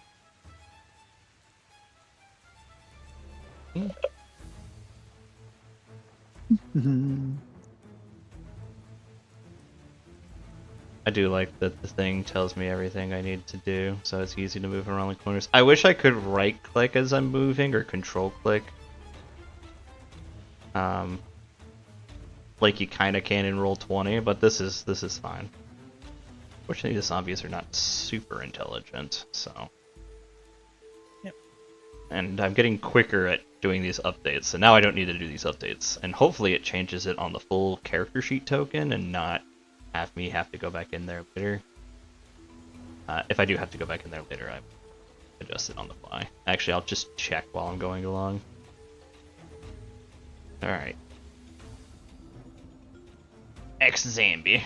They're not smart. They don't understand fireball formation. Alright, next up is Shadante. Okay, I think, you know, dumb, but, so, you know, if you ever go swimming and you start to hit that depth where, like, you're tiptoeing to kind of, like, bob and keep your head above the water? Yep. That's kind of what they're doing right now as, like, their back wings start to flutter out and they start to get a little bit of wind under their step. They're kind of, like, bobbing tiptoe on the earth as they have a flight speed of 50 feet. Hooray. I'll move.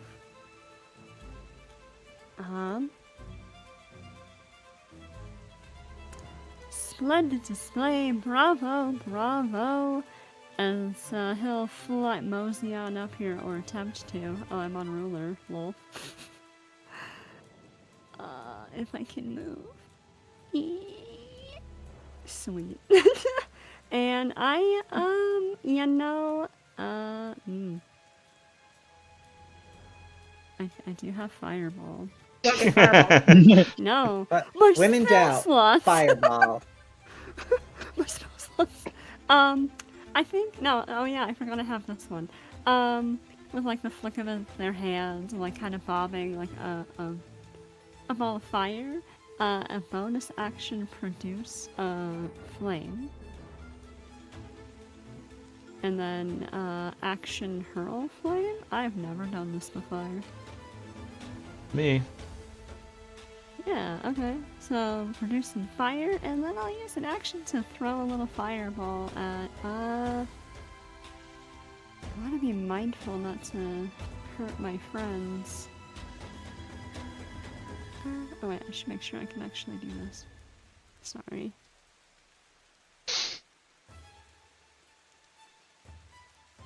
$60 feet. Thank Okay, you, cool. sweetheart. Yeah, I'll target that guy. Which guy? way Sorry, up I on the was shield. adjusting character sheets. That guy in the back? Okay. Yeah, I'm pinging. Yeah, so we'll try to hit them.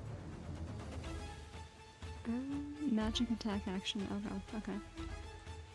Let's hurl the fire. Wow. We're trying their best. 16? 16 does hit. Cool. 10 fire damage then. Okay.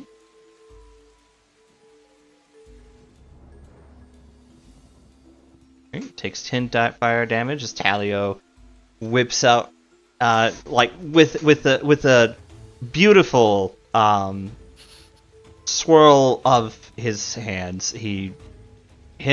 They? Him that, yeah, him that Okay. is fine. Yeah, they're good. That's fine. With their flame, and chucks it at the tech thrall. A tech thrall catches fire briefly before the rains put it out. And yeah, that's Talio. Next up, certainly not least, it's Cassidy. It is Raven's turn. Oh God. Okay. You got this. I'm not scared. Let me see something here. Well, before you move too far, would you like to do your thing that you can do? Not until I'm close enough to hit something, because if I can't hit something That's fair. when I do that, I don't get to keep it. And I can't move far enough to hit anything Okay. right now. So I'll just move my max speed, which is 50 feet, because she's got really long legs. You just hear clung, clung, clung, clung, clung as this like huge robot woman just sprints across the room. And then I wonder, let me see, how far away is that thing? Okay. I kind of want to try something Go ahead. that we made. I just need to pull up my character sheet. Where is it at? Where's my harpoon gun? Double click your character and it'll open your character sheet. Like if you double click your token, it should open your character sheet. I don't think I added the proper stuff for the harpoon gun. I don't know how far it can shoot. No, let me just go in there. It's martial ranged. It can shoot 20 feet long range. Long range would put it at disadvantage. Okay, so I just can't hit anything right now. Guess I can use my action to dash and get farther in, right? Yep, absolutely. All right. I'll come tank this guy over here. Okay. Sounds like a plan. Alright. Is that your turn? Yeah. Alright. We have Rain up next. Yep.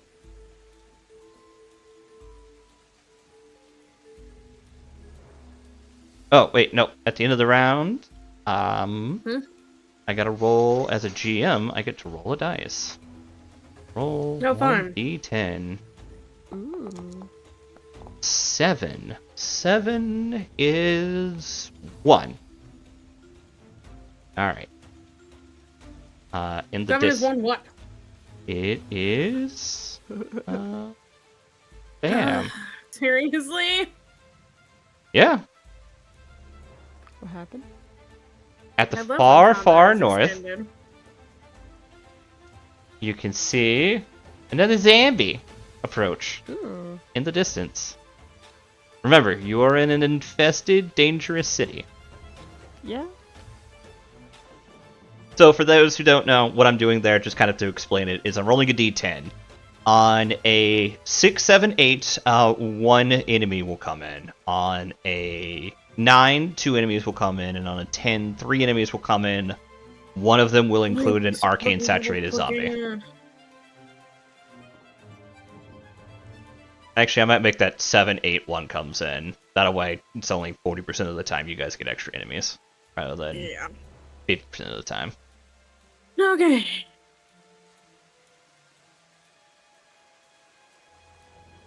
It's every wizard's favorite time of day, but it's also my favorite time of day.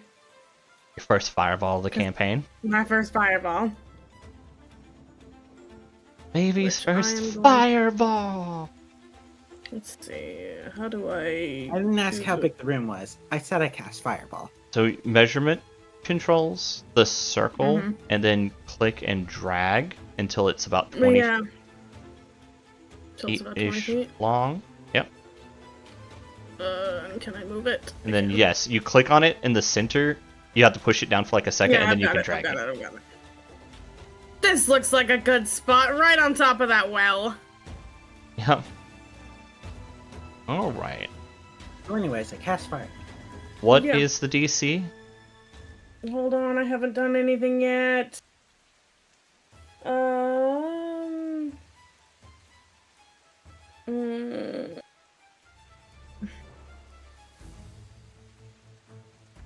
I don't know. It should be 8 plus your proficiency plus your spellcasting modifier. So Is it just 8 gonna- plus 4 plus probably 5, so 17. Okay. Okay. How so do I? It DC just says save. Do I just hit the save button? Yep. And then it should throw out a bunch of I have dice. no available spell slots with which to cast Fireball. What? Oh shoot, I forgot to long rest before we Did you played. are all Uh-huh. your spell slots things empty? If so, that's the reason why you have to fill them all. Huh? Is it okay to Yeah. do a quick long rest to like reset it? Because that will reset the spells. Where do I hit the long rest button again? If that's okay to do, Lusha. That's fine. Already Yes, done. yes.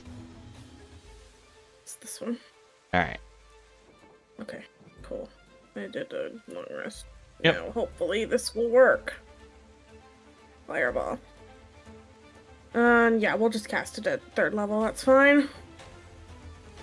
I want to hit it even harder. You know, I knew 3 fireballs was going to be dangerous. God, it's so many dice. Love it. 28 28 damage. damage. DC 16. Okay.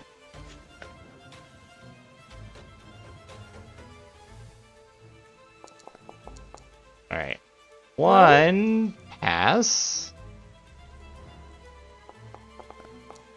1 dead. And I'll take it. 1 more pass. Alright. Now I go in here. Apply half damage. Half damage. Full damage. Oh. Damage. Okay, it just doesn't auto dead.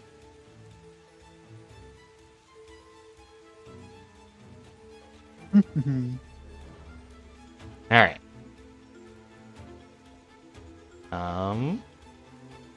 Alright, cool. Yeah, that killed a guy. Nice. You ain't murdered. Alright. Okay. And then what is? Oh, that's on touch.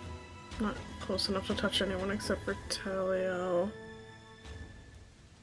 Is Talio up or down, actually? Did you land? Are you floating No. slightly above the ground, or are you flying like 10 feet up? Yeah, like 5-10 feet. Okay. You can jump up and high five his foot. That's about the best you can do. Oh, Yeah.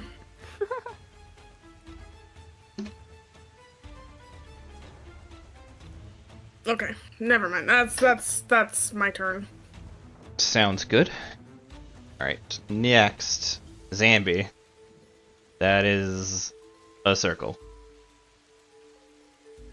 This zombie is going to move 20 feet, and then it's going to see if it can use a ranged attack. You have ranged attacks? They have a ranged attack. Do I look like a fool? I wouldn't give a guy a ranged attack. It's a CR5 monster. It should have at least one. You stop. What's the range? 30 feet. Alright. Make a line. Every time I click on a cover of Give It All, I just need to go listen to the original. You know, it's probably still better than the Weezer version. And no, I have not forgiven Weezer for their horrid rendition of Africa, and I will continue to not do so.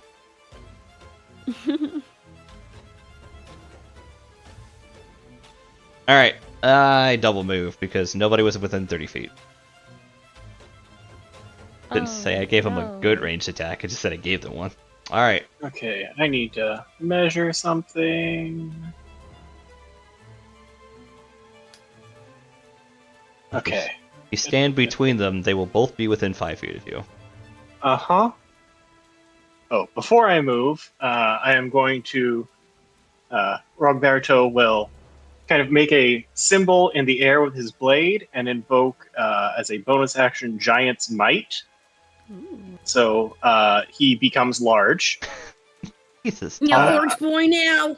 A Yep. big I have frog. advantage on strength checks and saving throws, which not that important for me. And then once on each of my turns, one of my attacks with a weapon or unarmed strike can deal an extra 1d6 damage. Then he will Large. move up and kind of stand on the dead body. Yep.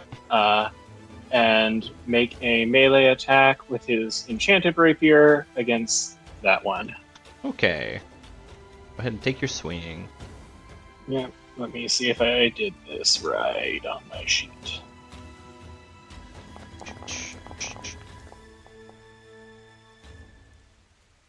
That is a hit. All right. Then, as after the attack, I'll use one of my bardic inspiration dice to do a slashing flourish to hit the other one. Uh-huh. Trying to And apply I- the damage. Alright. Because I can use my bardic inspiration to cause the weapon to deal extra damage to the target you hit and to any other creature of your choice they can see within 5 feet of you. Yep. So there's my bardic inspiration, of course. But an extra 1 damage to each of them. Yep. Sounds about right.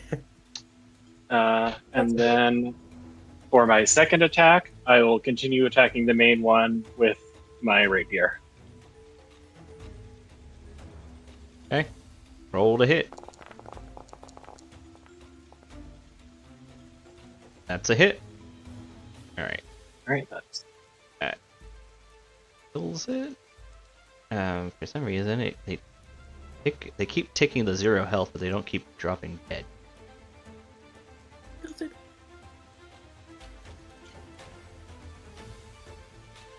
Alright.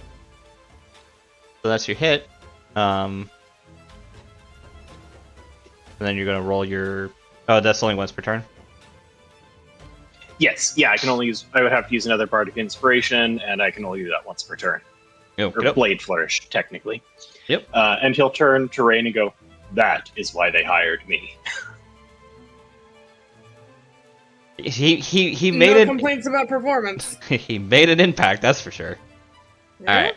Next up, we've got Lucerne. Well, not except we have a dead zombie. Next up, we have Lucerne. One second. Is it all? Fucking hap.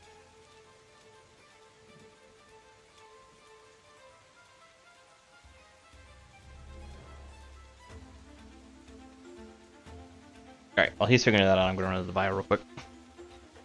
No, my roommate was talking to me. Oh. Okay. You can go ahead and run to the bio. Hear you. No, I'm fine. Let's do your turn. Okay, Saren's going to move up. As she moves up, a flail is going to drop from the suit of armor that is going to drag across the floor. It is less a flail and more a wrecking ball with spikes. She will use a bonus action to activate it, and it'll crackle in lightning. And then she will use her action to attack the one that is still alive, 10 feet away from her, because she has a reach of 10 feet. Okay, so you want it to be at 10 feet range. Yes. Walks over. 10 feet. Use the lock roll. That's a hit. 13 points of damage. 6 of which is lightning. Do I have multi-attack? Is the question. I don't think so. I do. Oh, you do? Oh, damn. They actually give you multi-attack? That's nice. I'm just thinking about rogues now. And that is a fail. Yes.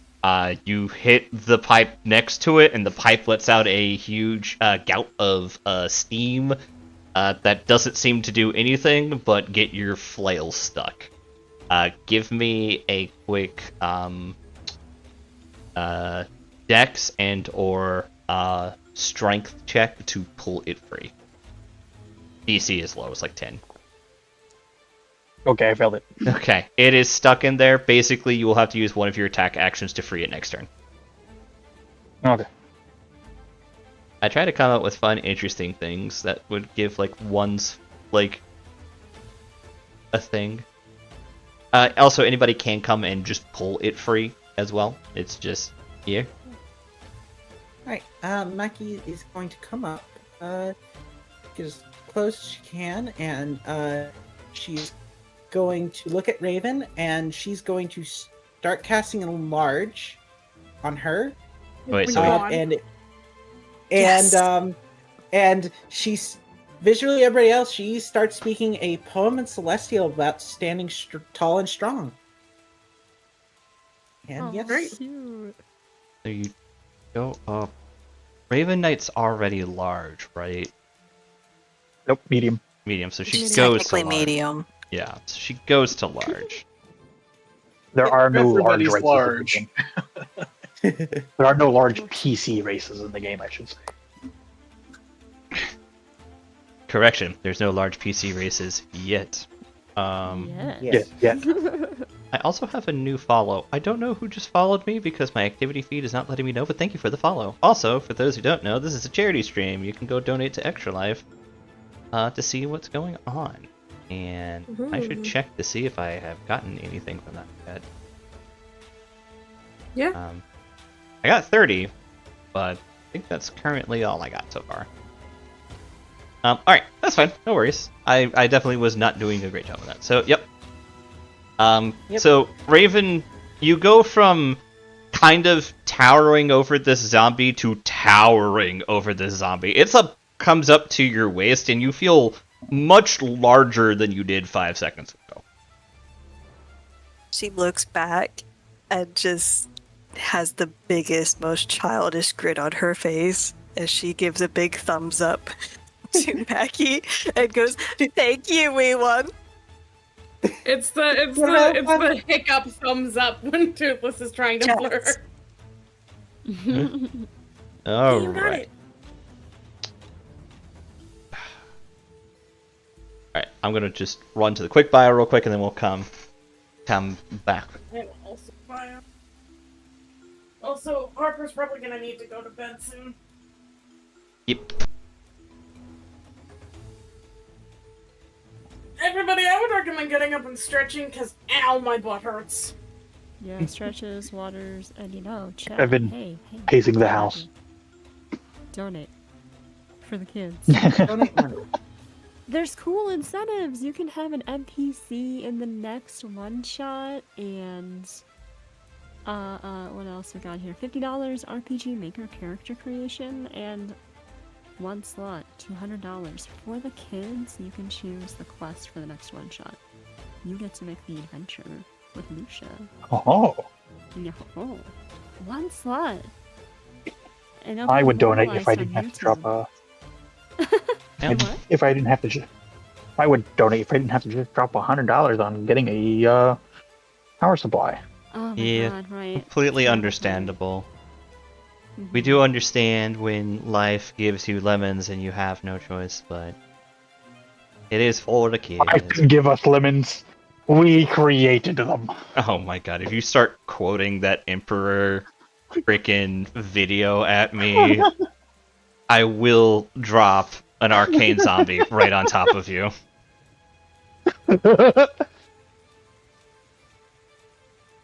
I start hearing large 12-foot tall man hip thrusts to a specific song. We'll be having zombies for everyone.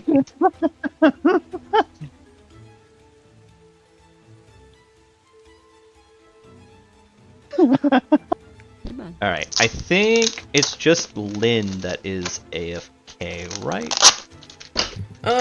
Yeah, but no. Yeah, but no. I think I can continue.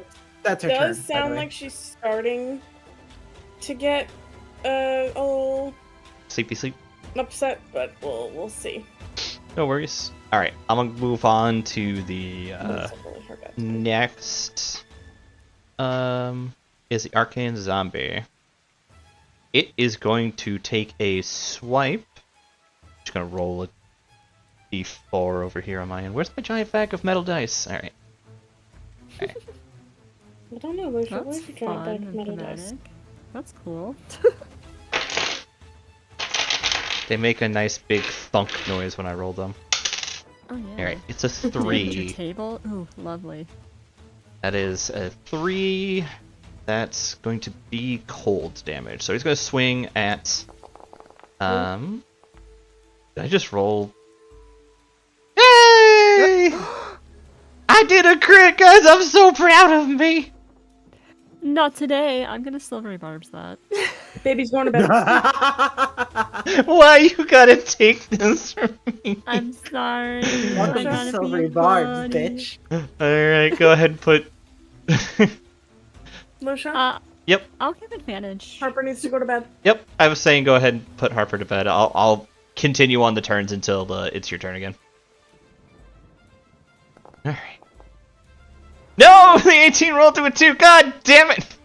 So yeah, right. Oh gosh. Okay, I'll give advantage to Raven for that. And it's like finger guns, like crossbow guns. Sorry, crossbow guns, and then winks.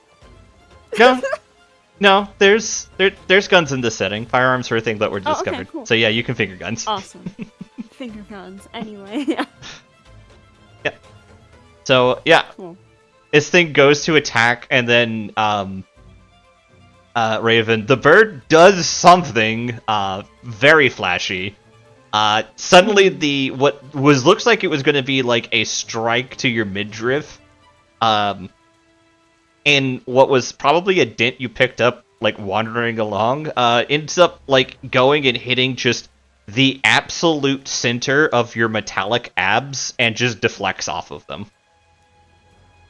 If she could flex, she would flex. I mean, she could flex, it just doesn't do anything. She can pose. We can all pose. As thanks to Tally, she strikes a pose as she gets hit in the abdomen. It's the most awkward looking thing he's ever seen. She- No, it's marvelous as he's like throwing a hand back and doing the like, like he is. It's a very mirthful laugh. He's happy. Me I'm the- so sorry. Oh, that's another one.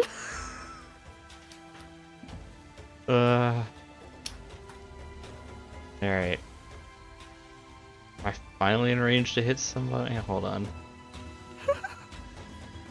Okay, I actually will be in range. I just have to get the movement just right. Okay. I thought about picking up Sentinel. You Sentinel's stop. mad. You stop being a problem child right now. We all say no. I didn't. Be happy. I didn't, because otherwise I'd have a 15-foot reach with Sentinel. I would look at that. There's some things that I am okay with. I would look at that. You'd be like, it's 15-foot reach Sentinel, and I'd just be like, remove it. You may not. You can have the Sentinel or the 15 feet. You cannot have both. All right. Zavi is RKO labor goal is within range. Please open the character sheet. Thank you. It's going to make a necromantic bolt attack at Rogbert No. and probably miss. And Yeah, takes that does not hit. and takes 6 damage for its trouble. Or no, it takes half damage. Never mind. Why can't I? Okay, hold on. Let me just. Now. Okay, there we go. Takes half damage, so only takes. What?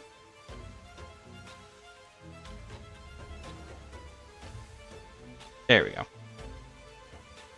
All right. Next is the next arcane labor. Gonna move to range with Rogbert.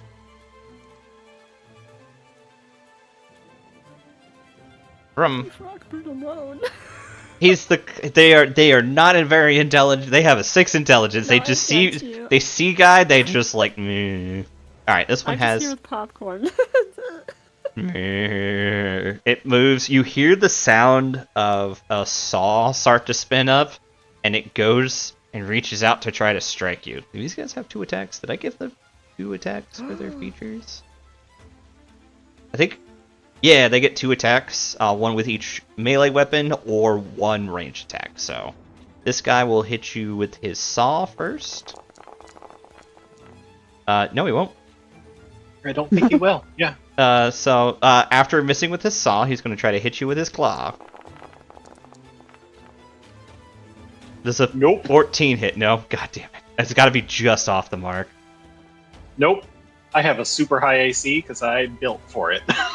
All right, you wanted to build to actually. You were built fragile but hard to hit. Uh-huh. Okay, that's right. I remember your character now. You have an 18. Jesus, you have plate armor AC. Oh my gosh.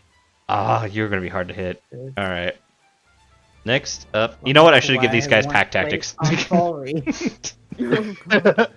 Alright, next is Shadati. Okay. Oh, shoot. Okay. I was waiting. I had a question for Rain. Shoot. Okay. What's your question for Len? I might know the answer. I was going to, in character, have Talio ask Fearless Leader which direction they should go next, or like what is the heading that they need to go. Yep. But I can find something else to do until Lynn's back. Yeah, you can still ask that question when she gets back, and then. Yeah, because I might have a spell for that. It's fine. All right. Oh golly. You zoom in now, so things are a little bit more visible. Yeah. There, flip the I character. feel like they can't let themselves be shown up, so I think they are also going to cast Fireball. This is going to be my very first Fireball ever. I'm so happy to be able to bring such joy as your first Fireball. Every player should have one moment where they get to do Fireball. DC 17 saving throw. Okay. Cool. Oh god, no. Draw your circle. Explode, potentially. Okay. You could probably angle it over here a bit. I gotta pull up my ping. Like over here a bit. I think, yeah, like I can definitely like hit folks without hurting friends. I'm just worried about them exploding on my friend. So these ones don't explode. It's the one next to Raven is the one that explodes. Oh, the blue ones. Okay, cool. Yep. Cool. All right, awesome. The ones with a giant, it's hard to see in the token, but the ones with a giant like bomb-looking device on their back, yeah, those are the ones that explode. Cool. Oh, That one I gotcha. stole Okay, from a thanks so Magic the much. Gathering card. Ooh, fun. And then, yeah, so dexterity saving throw, please. It's You can tell that Shadati knows how these things work, because she just made the fireball effect go off. Oh! That is sick. Oh, Right. I don't know how that happened. Cool. I'm sorry. Yeah, I know what I'm need doing. somebody to clip that, please. The dexterity saving throw is actually an 18. Yep, Um, I see that. and yeah, okay, sure. Fail. And then I also fail. have another feature. I'm gonna use some meta magic to do an empowered spell. So, does extra damage? It's, I re-roll a number of damage dice up to your charisma modifier. Okay. So I'm gonna re-roll the 2, the 1, and the 1. Okay. Hold on. So that subtracts 4. So it's 24 damage so far, plus whatever you roll for 3d6 next. Yes, let me...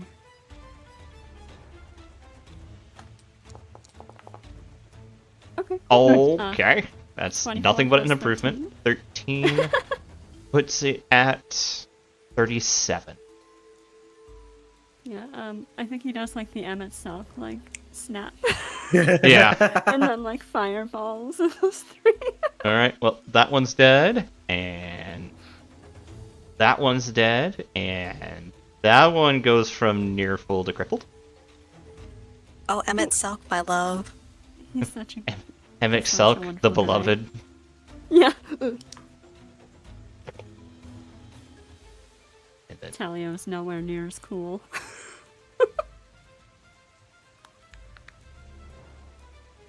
I'm actually surprised it's not the Roy Mustang snap. Oh, that one's also Oh, so good. good. It's basically Oh, the same that's snap, if awesome. I'm being honest. Honestly, yeah, just one's like up in the air versus out. Yeah, oh, that's good. And that is going to be my turn.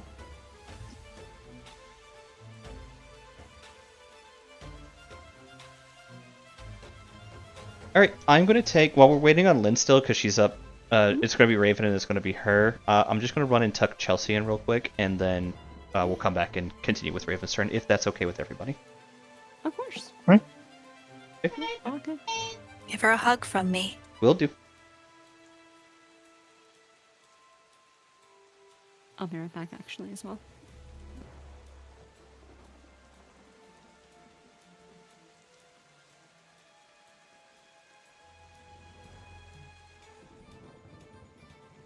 Yes.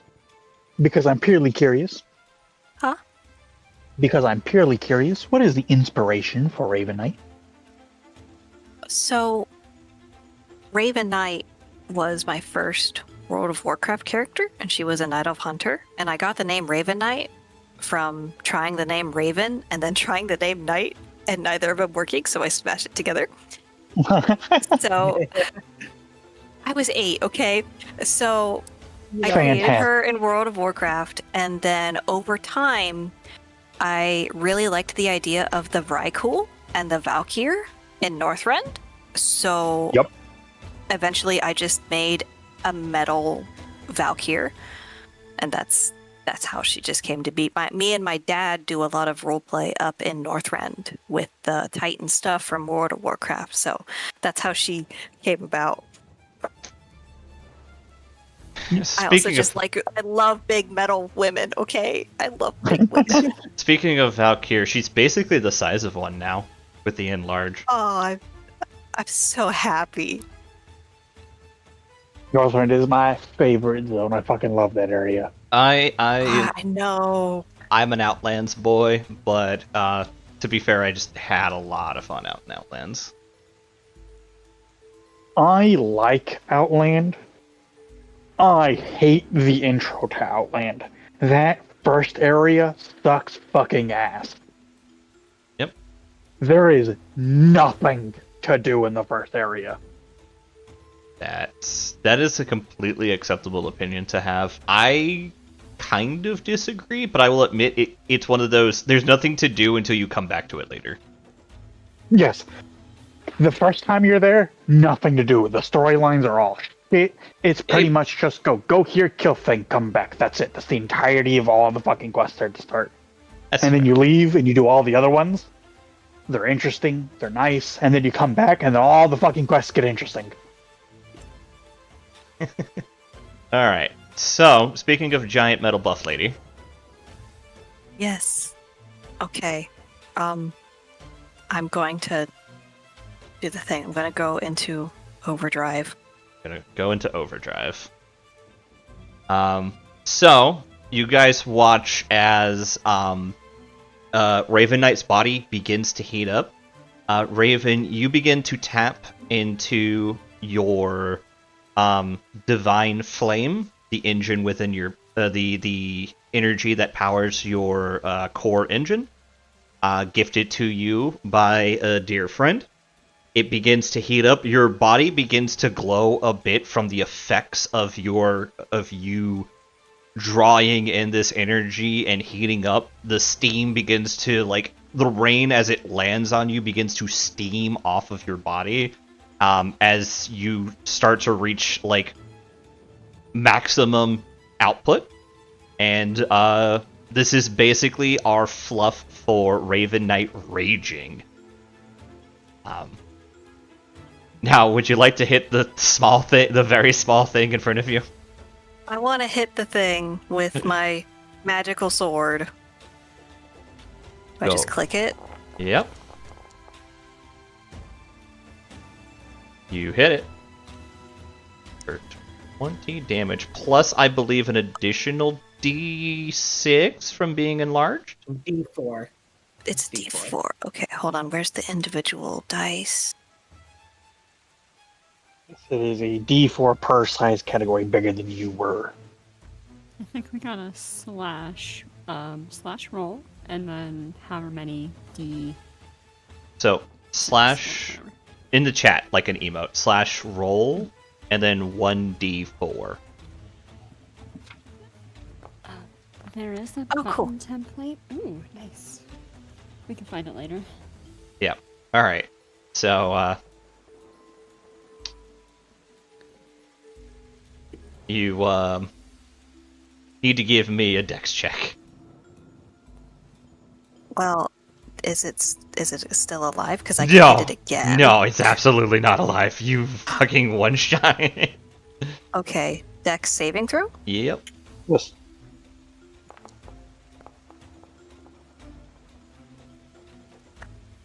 You make it- are high enough level. You have advantage on this.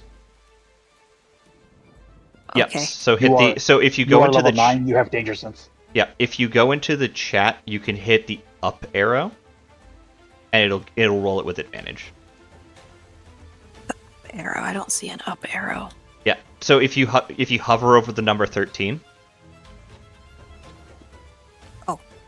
You see the little 2 up arrows that pop up? Yep.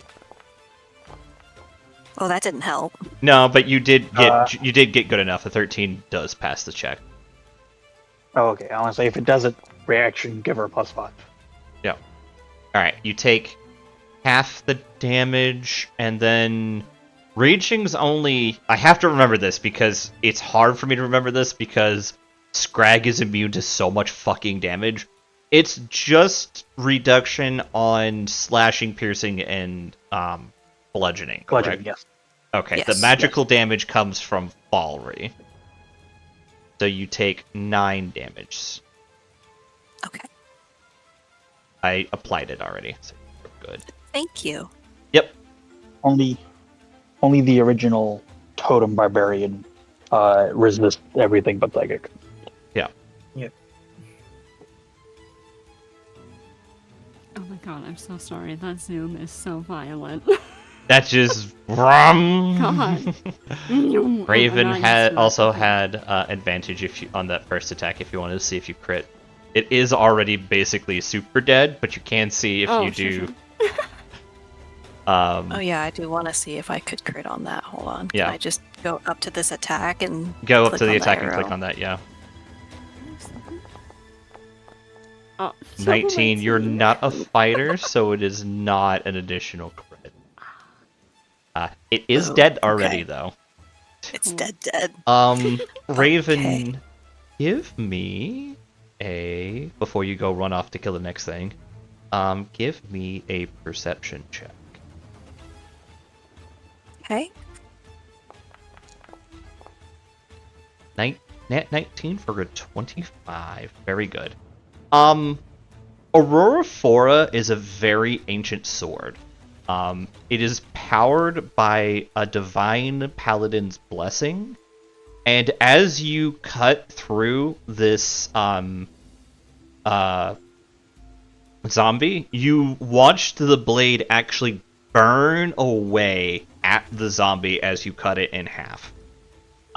You notice that the zombie was weak to radiant damage, which this sword is absolutely oozing. Alright.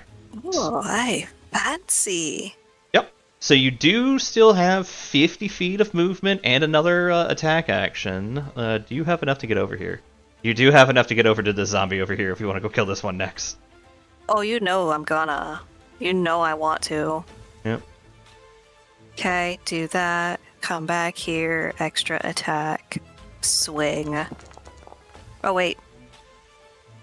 Okay, yeah, I did that. Oh, You I missed. missed, but it's attacking with a sword is a strength based thing. You're raging. You have advantage on strength based actions. So I know the silvery bobs gave you advantage, but your regular attack also gives you advantage. I also have savage attack only- that I could use too. Oh wait, that's just for damage. Never Only mind. reckless attack would give you advantage. Oh, Yes, only if she recklesses. yeah, you want a reckless I'll just attack? Yeah, sure. Yeah. You hit. Okay, and now. Oh, it already did the damage. Oh. I will do Add savage attack to the damage. Can I just click on that? Oh. Yeah. So you roll You roll the the damage. damage twice. Yeah, just roll the attack again. Just like roll the hit the roll button again, and we'll apply whatever's higher. Wait, that's critical. Yeah. All right. This one is also same. 21. It's the same either way. So we'll apply it to the ghoul, and once more you watch as this sword effortlessly turns this zombie into a fine pace, which I missed because I was not looking at it. Yeah, that is 2 dead zombies. That is the initial encounter complete. This is the end of the turn. I get to roll another d10. Well, actually, there's another creature that came on. So first, I get to add it to the initiative order.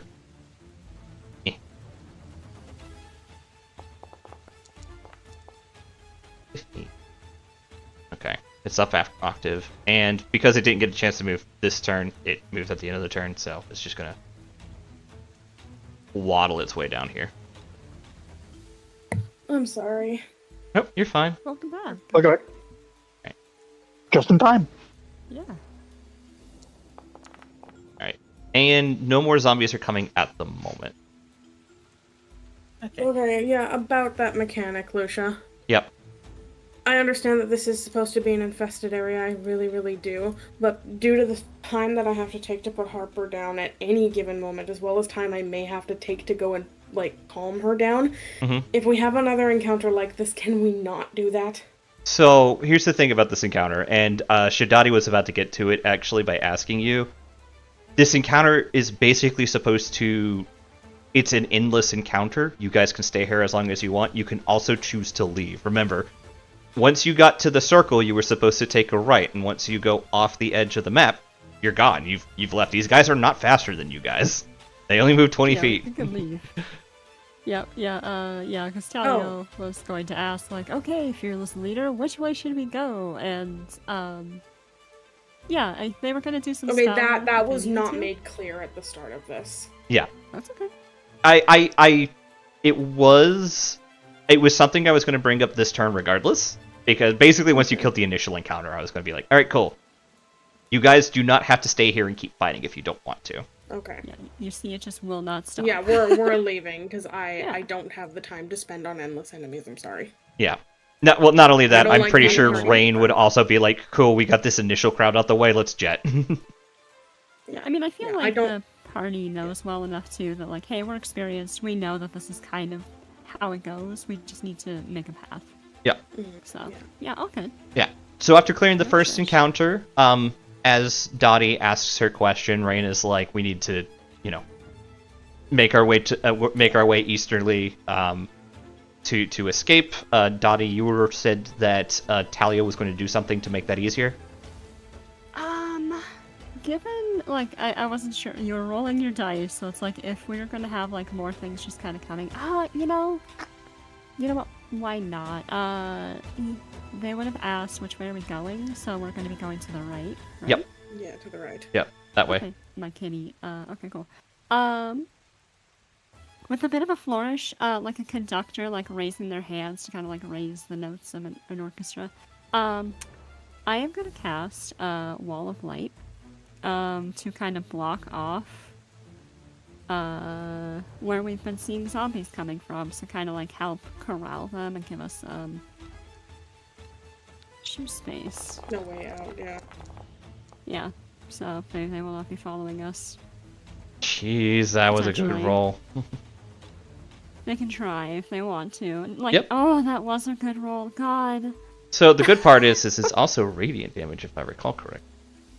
It sure It is. is. Yeah, you are basically turning anything that walks through that wall into dust. Nothing is getting through that wall as long as you maintain it, making it very easy for you guys to escape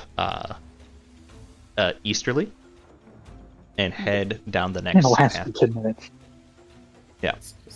Oh yeah, no. It for the next 600 turns, things walking through that wall die. Or 1,000 turns. 100 turns. Yeah. A number of turns equal to yes.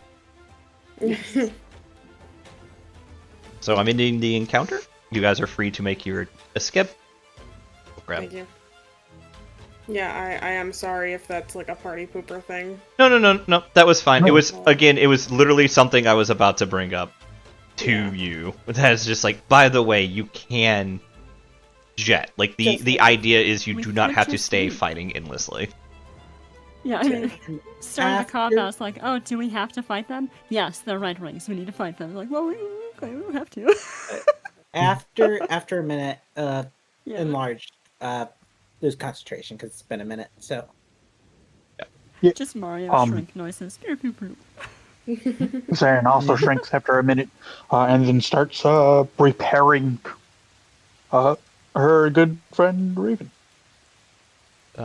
Raven, I don't. There's not a scratch on her Nope, shiny chrome body. You do have some scuff. Something did explode and hurt you. It's not a lot of damage, but it was a little bit. Oh, that's right. It did take damage. Whoops. All right, to put just the rain on for now, as I try to turn. All right, this is either going to work or it's not going to work. But going into the theater of the mind, I don't know how the repair works, but that looks like it passed. It's a 21. It should be good. As you guys get past, as Paleo creates this wall of light, any zombie that tries to cross it seems to collapse into ash, leaving behind its rusted, rotting equipment. To which Rain takes the lead and leads everybody easterly in order to make a quick Mr. fast. Taylor, I don't feel so good. Yeah. Makes the escape easterly. As you guys go further and further, the more semi-disrepaired side of town falls into a completely disrepaired side of town. Into you guys are in a what had to have been large skyscraper area that completely collapsed into a giant pile of junk upon the housing and concrete buildings below. As you approach, you enter kind of this funneling valley, and is outside in a sign written kind of low to the ground, into metal with what looks like had to have been like carved directly into a metal, with probably had to be some sort of fancy like metalworking tools, is a sign that says "Welcome to Junk City." I'm going to activate this, and please tell me. Oh my god. Okay.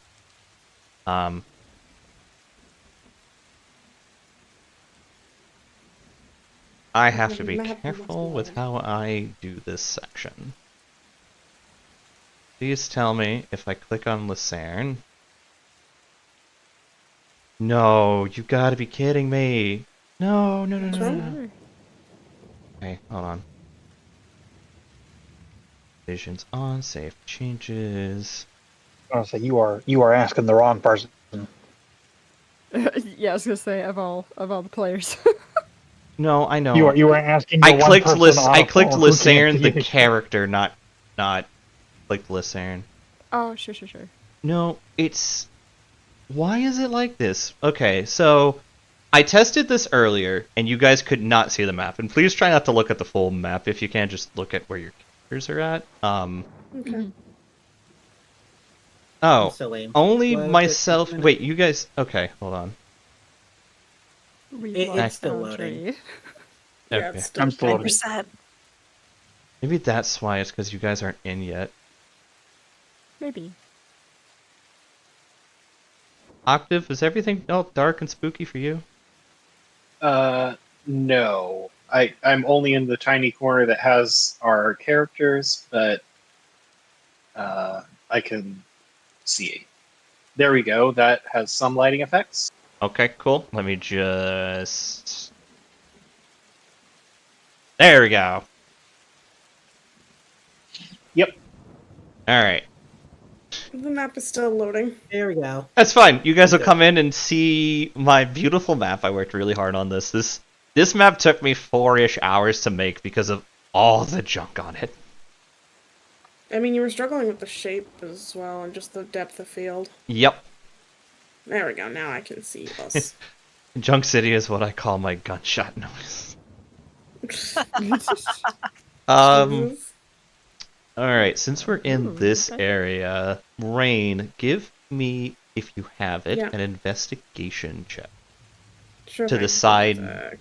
As you look upon the sign that says Welcome to Junk City. 2. Yeah, no, it's definitely the sign.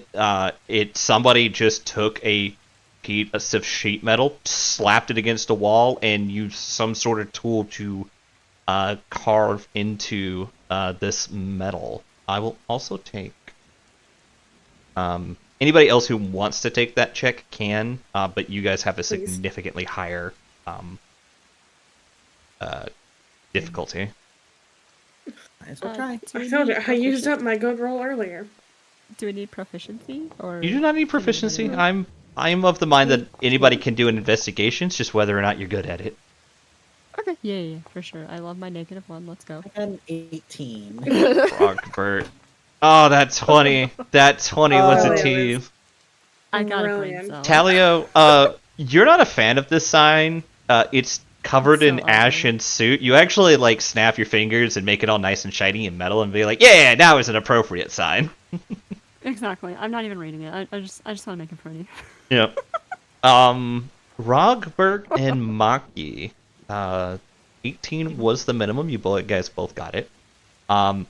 You guys notice several broken up and damaged pointy rocks next to the metal sign.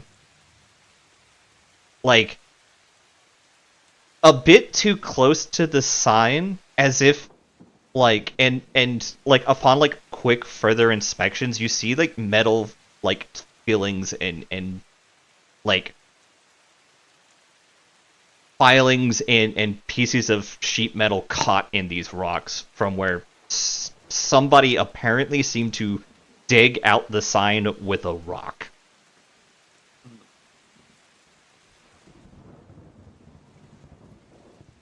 Is there anything written on the sign, or is it just? It just illegible? says, Welcome to "Welcome Junk to City."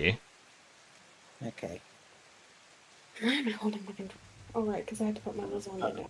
Yep. This Go ahead. this area may be inhabited. It looks like this sign has been put up and etched somewhat recently. Yep. In the distance, a single wolf howls. Now, as you approach this area, you're getting closer and closer to the mountain. The water has stopped being kind of a clear ashy color. It's actually more of a dark gray, black ashy color. As seen with the rain. The rain is actually... I love the little effects that Foundry does give me. The rain's It's so actually a dark, cool. ashy color. And the clouds are also... The fog and clouds that are rolling by are actually black ash. Oh, that's just... Oh, okay, cool. Yeah, the bird scared me. I was like, "What is moving on the screen?" Oh. Yep. a bird. Yep. There are carrion birds flying overhead. Like several carrion birds flying overhead. I wish I could see this one. Yep. Among them, just look at the stream. I'll zoom in a bit more so you can see them. Among them are a handful of crows that anybody from Sesren would actually actively recognize. All right. And this is your guys' exploration. I'm going to... so what is your order of leadership? I'm assuming Raven's in the lead with either Lysern or Rogbart nearby, but I don't know. Like, how we want to form up to Yeah. explore? Yes. Maki's probably gonna be in the back. I'd put Rain behind Maki. Oh, So- Rain is the vanguard with Maki between her and everyone else. No, Vanguard is your We want- forward guard. Oh, rear guard. I'm the rear If- guard. Well, If I guess if actually, we want to make this yeah. if we want to make this as beneficial as possible for the entire party, Raven should actually be in the back because she's the fastest. She has a 50-foot movement speed, so she'll be able to get Yeah. to the front. The front two I should be would- between Lacerin and Rogbart, and I then would put everybody else Rogbart- in the middle. I'm gonna put Rogbart in front. Okay. And then, and then probably Lucerne. And then I'm gonna put Rain in the very center in that case, so she can deliver orders quickly. Okay. No, very center should always be the healer. I mean, you could put. There's 6 of you. You can easily I put. have healing spells as well. Yeah. God, But we can have Talio be right behind Raven, and then Maki behind Rain. And then we still have our quote-unquote healer in the middle. yeah, that works. No, Alright. Talio needs to be between Maki and Raven. Oh, okay, you said behind, but yeah. Sorry. All good. No, you're good. It It's gets all confusing. good. Okay, Yeah. Raven over here. this is the formation. Alright. I can't see the formation anymore. Yep, You're that's behind fine. Octave. I got you. I like that I can look at your character because your character actually can see more. Yeah. Then I click off your character and I can see the whole map.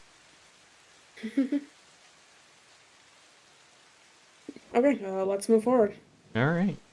Rogbert, go ahead and move your as far as you want with your movement. You can move full move, you can move just a move, you can do a dash. Yeah. Same. How high would I have to fly to see over buildings? It's hard to see because it's just getting kind of dark, but you can fly, if you sure, fly up sure. about 15-ish feet, you can basically see all of this, like, fallen down building.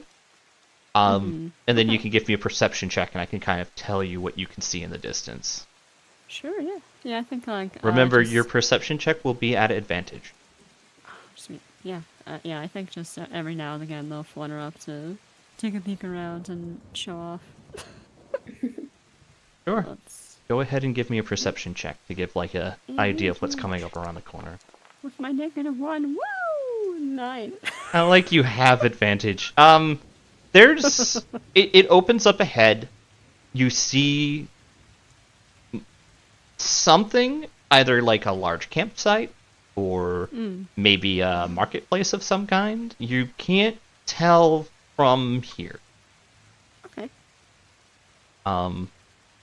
And you keep getting distracted by kind of like the weird beauty and the destruction of the area around you. He just keeps kind of like pulling your gaze into like the wow, this used to be huge city, over what it used to be.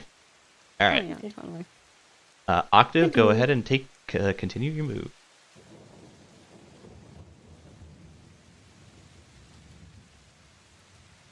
You don't have to follow your movement, I don't think. I think we just follow Rogbart. Yeah, no, I'm just letting him take it a little bit at a time. So up ahead, let me just see what Robert can see. Okay, he can kind of up ahead. You see what looks like it's opening, the opening of this area into kind of like a larger circle area. Bit more going on over here. Not too much though. You start to see that on the ground, you start to see little bits of corpses, trails of people who seem to be escaping. As you guys get into the city center, you can go ahead and keep pushing up into the city center, Octave, if you would like.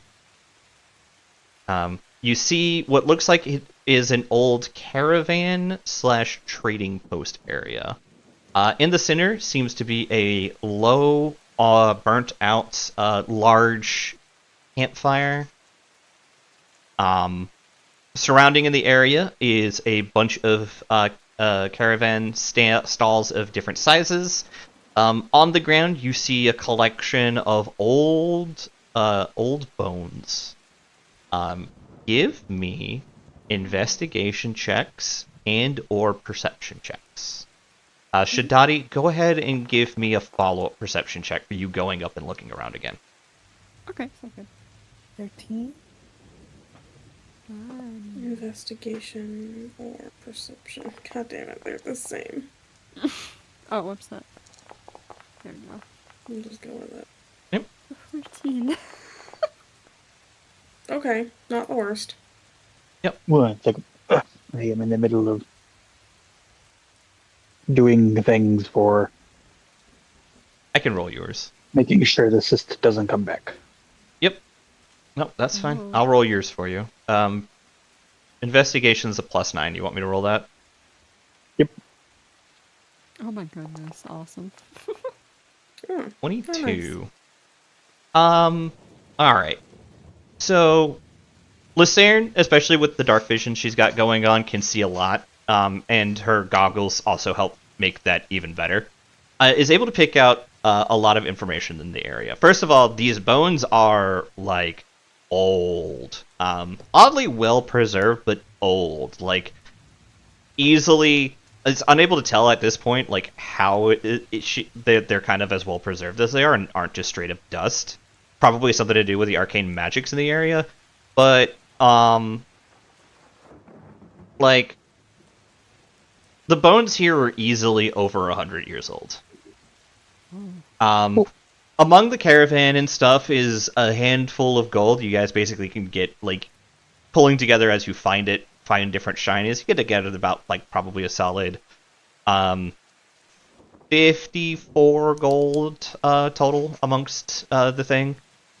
There's a few kind of, not completely illegible, but written in sort of a dead language scrolls about. Several areas of broken glass, but more specifically, there are about 4 different directions you can go. One to the northwest, one to the north, one to the northeast/easterly, and one to the southeast. Yeah. Where do we want to... Who wants to pick which direction we go? Before we continue, is there anybody who doesn't have dark vision? I don't think I do. I don't believe I do either. Actually, I do, I'm a gnome. you do, Rogbert. I gave it to you late. You have 60-foot dark vision. Oh, okay. So me. Yeah. Oh, poor Raven. You do have. Congratulations, Raven! You now have goggles of night. You have dark vision, 60 feet. Yay. Nice. I Alright. don't want my dancing lights cantrip. I also have dancing lights. It is useful. If you guys want to change that, like between now and tomorrow, that's fine. Because you guys also do have access to ever burning torches. All right, I updated your one view. of 3 art of my artifice infusions for the day. Okay. I had a Alright. question with the What's up? perception check and his Talios bobbing up into the sky to kind of get a glimpse of things. With the 14, did I see like any sort of promising path forward to the base of the mountain? Yes. So with the 14, you notice that there seems to be a lot going on in both the southeast and northeast direction. Okay. A lot going on, as in like monsters. Like or- there's more visibly to see in the distance. It's hard to tell. You don't see any monsters. Oh, sure. Okay. And none of you get the sense that there's something here with you. But there is kind of just this has been a bit too easy, like concept going into you. There doesn't seem to be anything having followed you guys though. Okay. Recently. Cool. Yeah. If 10 minutes pass and that wall dropped, for what it's worth, Yeah, but things stopped Okay. chasing you guys after you guys left. They're zombies. They don't have great They might be hungry. object permanence. Yeah, they might be hungry. But anyway, so Talio will relay that information to the party. Okay. So. Do we just want to flip a coin for the direction then? I have one here. Yeah, between north and northwest. One second, Or do we hold want to on. go towards the busy? Real quick. Well, yeah, between probably the northeast and the southeast, we probably want to engage. Okay. Do we want heads for north then? Sure. Yeah, heads Okay. north, tail south. Give me a second here. That is tails, so we're going south. I forgot I have, He I have does coins iron. in here, don't I? Yeah. I have coins on Foundry. Okay, well, I flipped my freaking, like, Walmart loony. I'm sorry. That's fine. I totally am believing you. Alright, so reforging the travel order. I said reforging the travel order. Let me select the Lucerne token. Yes. Yeah. Yosh. Yeah, there's only like gold in the broken carts. No, Yep, you guys have gathered up about 56 gold as well as a few scrolls, unidentified scrolls. Okay. Otherwise, everything else seems to have been damaged over time. Yeah, too far gone. Yeah. The state of the bones. Okay. So, as you guys approach, let me zoom in a bit. You Can I try God. to? go ahead. Can I try to identify the scrolls with Arcana? Not at this time. Not at this time. Yes. Peek behind the curtain. I don't know what they are. Ah, They are. And what am I supposed to use this You will, for? you will have some between now and tomorrow. I will go and generate a few scrolls for you guys. All right. Okay. wonderful. That's a lot of bones. That's a lot of That is a lot of bones. bones, So Jesus. there is a pile of bones. Probably it's about, let me just grab my measuring tool here. It's about a diameter of 30-ish feet. Not quite a full diameter, but it's a diameter about 30-ish feet. Like And it's 25-ish? Yeah, 30 by 25, and it goes about 25 feet up into the air of just piles and piles of bones. Jesus. While some of these bones are kind of oddly preserved, you notice that they are all darkened and black, as if a large funeral pyre has taken place here. Rain, you feel your attention drawn more to the east. You see something like peeking out just on the other side of the bones.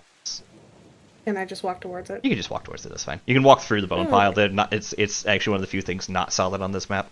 Okay. Oh, well, camp. There's a little. You see a little camp.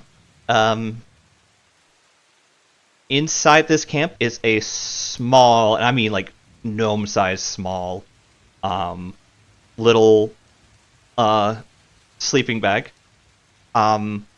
It's hard to read anything about the sleeping bag. It's completely covered in ash at this point. You see a campfire that looks like it's been used. It had to have been used, maybe not today, but definitely probably a lot recently. You see a couple of broken bits of pottery and like kettles. Unlike everything else here, which kind of is almost like saturated in the ash, there is ash upon these broken items, but it's recent. Like, it doesn't have the same kind of, like, as you pick these bits of like broken masonry up and kind of like rub your like fingers across it, the ash comes off a lot easier than, say, going and like touching one of like the like The bowl. slabs of boulders on the ground, the slabs of concrete and rebar, where it seems as almost if the ash has become like a second layer. Okay.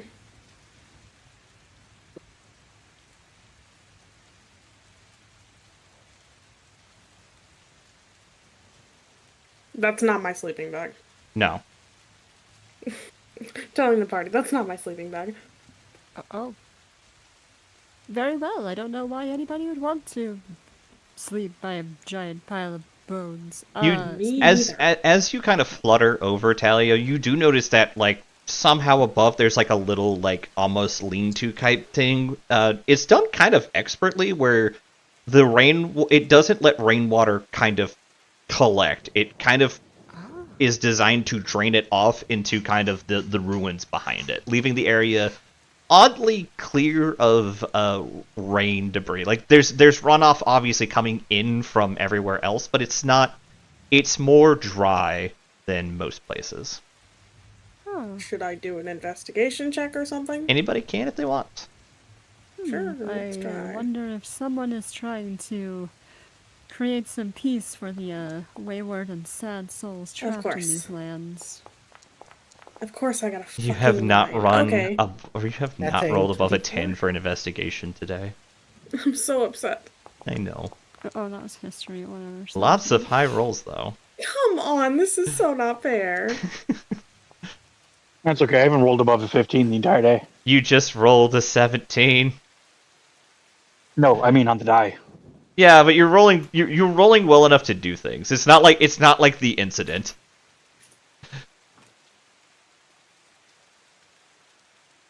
Okay, what does everyone but me see?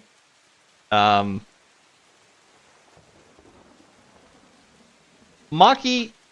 you are very familiar with fire. I'm gonna drag you over here. You are very familiar with fire. It's an intimate part of your knowledge and religion.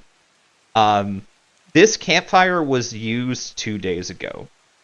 You just inherently, you have, through all of your training, which you were very, very, like, adamant on upkeeping and understanding. I'm getting distracted by Shadati flying here. Keep going. That is what your character would do. It's just one of those things that's just like doop doop doop doop. As somebody who has just studied fire at like a deep level as you have, coming to wield a divine power through intelligent means rather than or intellectual means rather than through just blind faith and wisdom, as you've come to, as your mentor likes to say. You've had training and kind of understanding in this kind of environment within the last 2 days, and you would say something maybe even a little bit sooner. It could just be the rain throwing it off a bit. This fire was active. You can even see another investigation just to see what would have happened. Yeah, you can see. You got above a. Well, that's better. Yeah, you got better. You can see things. I would say that investigation would get you about this information, Rain, but that's because you have story benefits for this. Yeah. You can tell based off of and then this is the rest of this information is where these 17s kind of trickle in. You guys can see that there is like discarded food, some cans, like cans are not a new invention, but it is a recently reoccurred invention. You see cans of like preserved food, different sort of like discarded things. Nearby you see a pack. It's very empty of anything involved, but it looks like it's rather got turned into being used as like a trash bag for food and stuff, or food containers and stuff, like on the ground. And basically like this campsite, it's not just that it's been recently used, it's also well used. Whoever has been here for a while.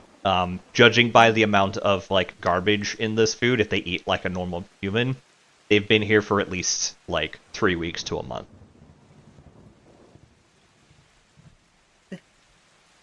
Where this flame appears to have ran 2 days ago? Was last lit? Rogbart, I want to say you're right, that this place is at least somewhat infected.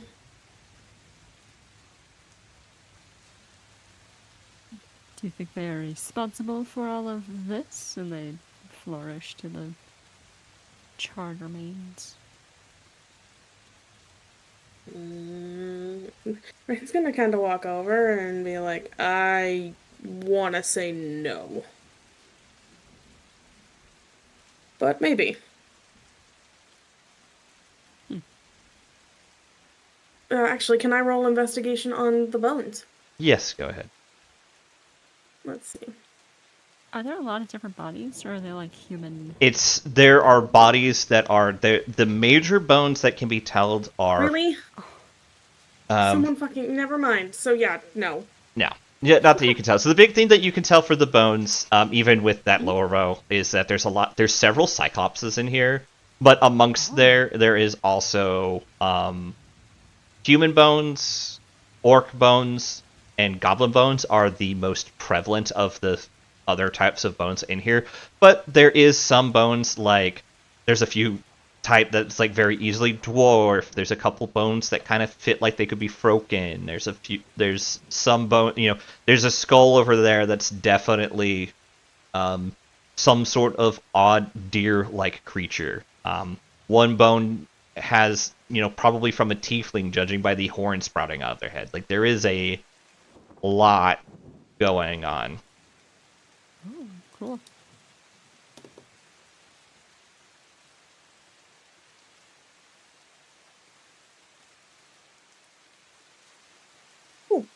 Is there anything else of note in this area, or?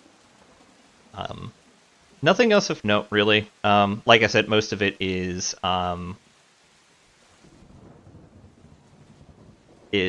done and it's set up.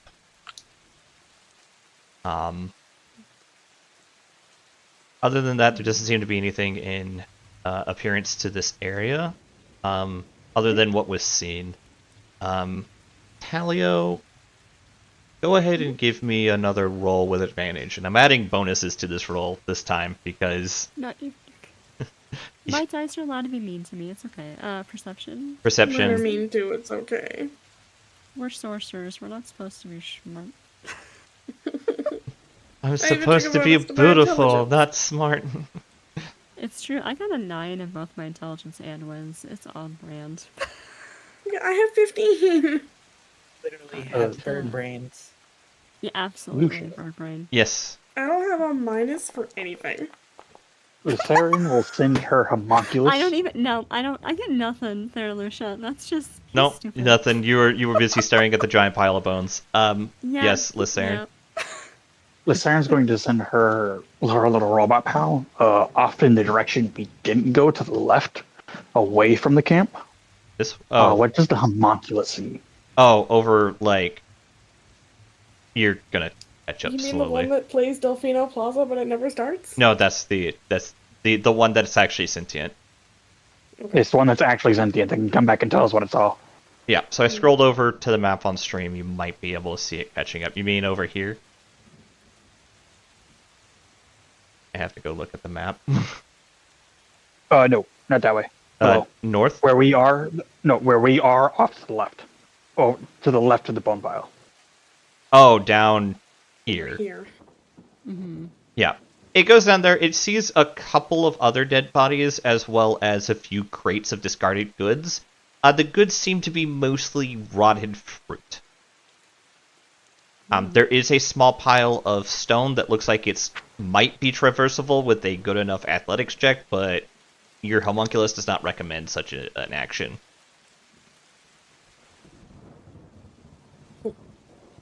Ooh, thunder. Got it. It comes back, relays the information. I relay the information to everybody else. Yep. Actually, it relays the information because it knows every language I know, so it knows common. It speaks in common. Yep. It speaks in a very squeaky voice. Fascinating. Yes. Oh, cute. It speaks world destroyers. Ah! And then You're giving it the stupid fucking Skaven voice because I wouldn't let you have the Skaven. Okay, no. No, it doesn't have the it doesn't have the Skaven voice. Its voice is world destroyers. Ah! Okay. All right. I'm picking up what's being put down. So, Lucia, oh my god, Lucia's gonna ask, Jesus. Talio is gonna ask Maki, and just kind of the group in general, So, if this camp has been used recently, anyone good at finding tracks in terribly, terribly dreary rain? That's survival checks. Lusarian goes, I can give it a shot. Oh my fucking god. Oh my god. Ayo. Oh my god! Mikey, Apparently rain is. Yeah. To So try as well. it takes some effort, but with the combined help of Rain, Raven, and especially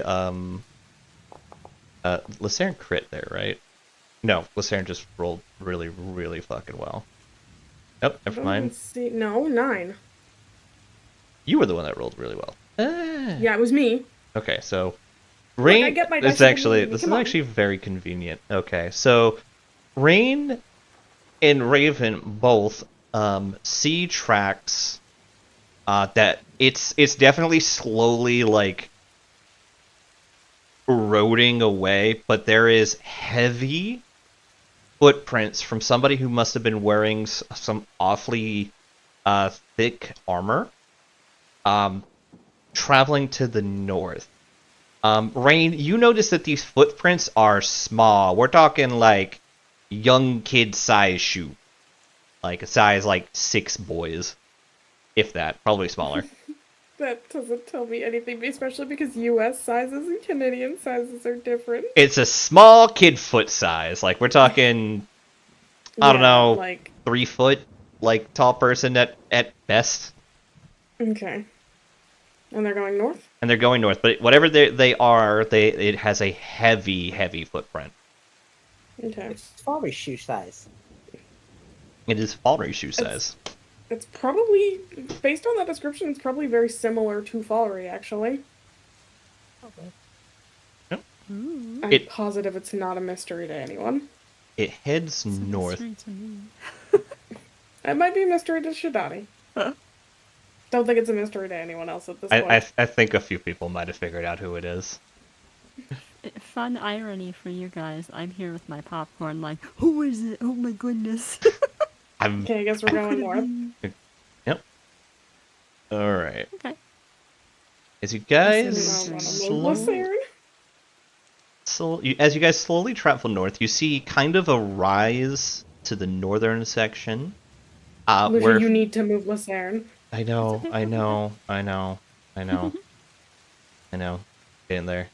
Hold on. I have to do this on 2 screens, and I'm talking to know. multiple people. And I just made a giant measured tooltip instead of moving Lusarian. Look at We love Foundry. We love Foundry. Yay. We're still traveling. Oh, this looks fun. Alright, so this area... Alright, I gotta back off the map. Alright, you guys have seen everything, so I'm going to go ahead and do this kind of thing, because it's going to make it a little easier for me to work here. So let me just... Give me 1 second, I'm just going to turn off all the lights. All the lights. All of them? It's okay, I have dark vision. No, that didn't work. I want I'm to... too pretty to be in the dark. No, I turned the sun. Just be Isera. Yeah. It turned Alright. on the lights. Alright, so I turned on the Shidani, lights. Just be Isera. And by turn on the light, I mean turn on the lights. So, up in the distance, on this little platform you guys see, it is traversable via this climbing up here. But before you guys get up there, at the top, you see this person. And a wolf companion that I forgot to put in the game. Why would you do that?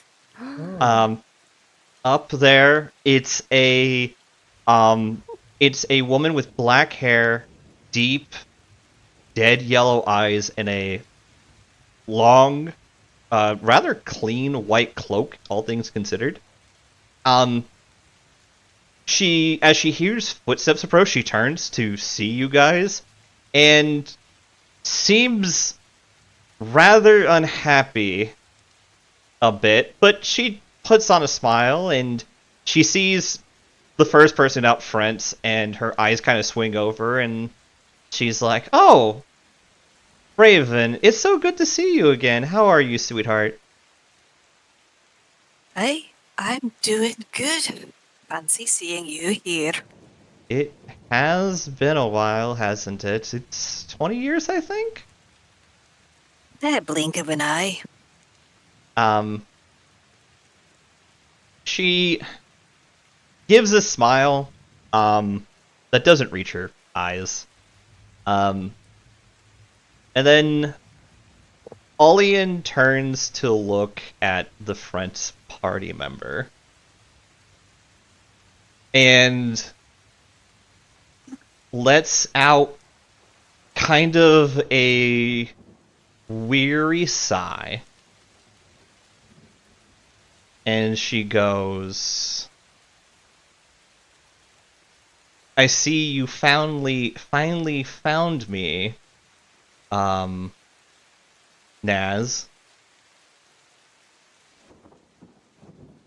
And You made it easy in the last 10 years.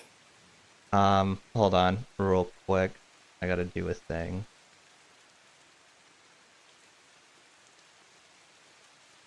What? What? I gotta do a thing. Hold on. I gotta do a thing. Did it change the character? No. Okay, hold on. I can do this.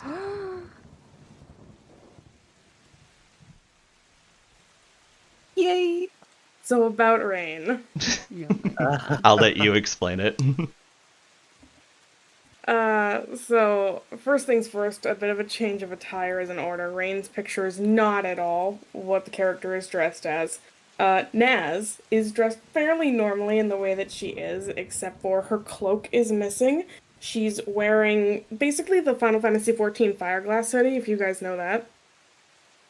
And I didn't mention what my, arcane focus is. It's, usual bracelet-style, bracelet-sized beads of amber as a rosary wrapped around her hand. Going up her And, arms are tribal, golden glowing flame tattoos. No, I thought it was coming out from her heart. Oh, it's coming out from her heart and going down her arms. Yeah. That makes sense. Yeah, Naz is here looking for Olean. I'm fangirling on the inside right now. Damn. You knew about this. I can still be excited. You can still be I didn't. excited. Yeah. How much context am I giving here, Lusha? Everything? You can give everything if you want. So the context here is that this is Naz. This is not Naz reborn. This is Naz's same body from the Third Age of Darkness brought back to life as a revenant. She was. This is actually just Naz. It is actually Naz. Full stop. This is not Except metaphorical she's a or sorcerer. rhetorical or any other kind of thing. This is Naz, straight up. This is Naz. Lysarin goes to raise her hand and realizes she's not in the bathroom setting anymore, so she doesn't need to do that, and goes, "What's a Naz?" Don't ask. Uh, None of your business. Oh, and Olian puts on a smirk and she goes, "Oh, have you been hiding yourself these past few years? I guess some things never change." What's an Olean? I'm an Olean Olian. would be- She waves at you. Hi. Well, She kind waves of. back, hi. She waves back, hiya. You want to be friends? I'd like to be friends. Sure, I would like to. And then she stops. First things that happens is she has a hacking cough.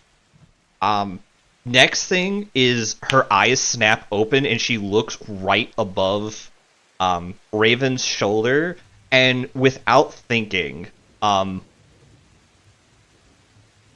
a petals of eyes flow across her face, like tattoos grow into flowers that have petals made of eyes.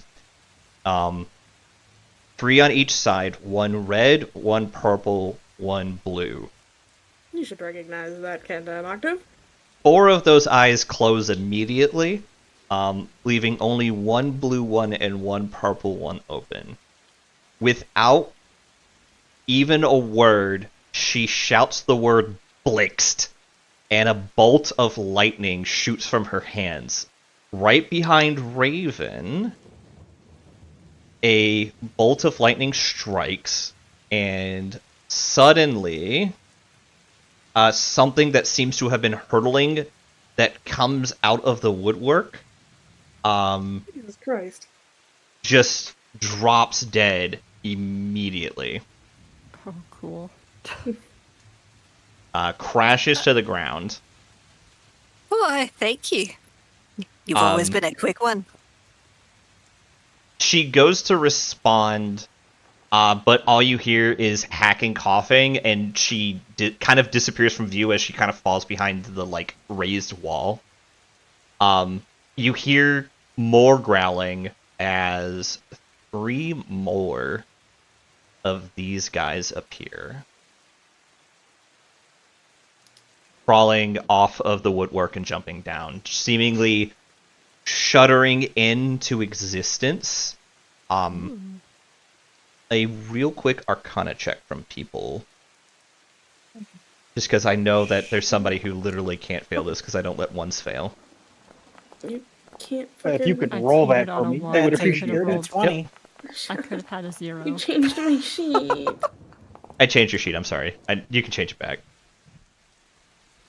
Yeah, I have to change it back. Hold on. I got it. Gosh, I can so change it is real this- quick. Is this in Yeah, the please. future? Are we in the future of your game?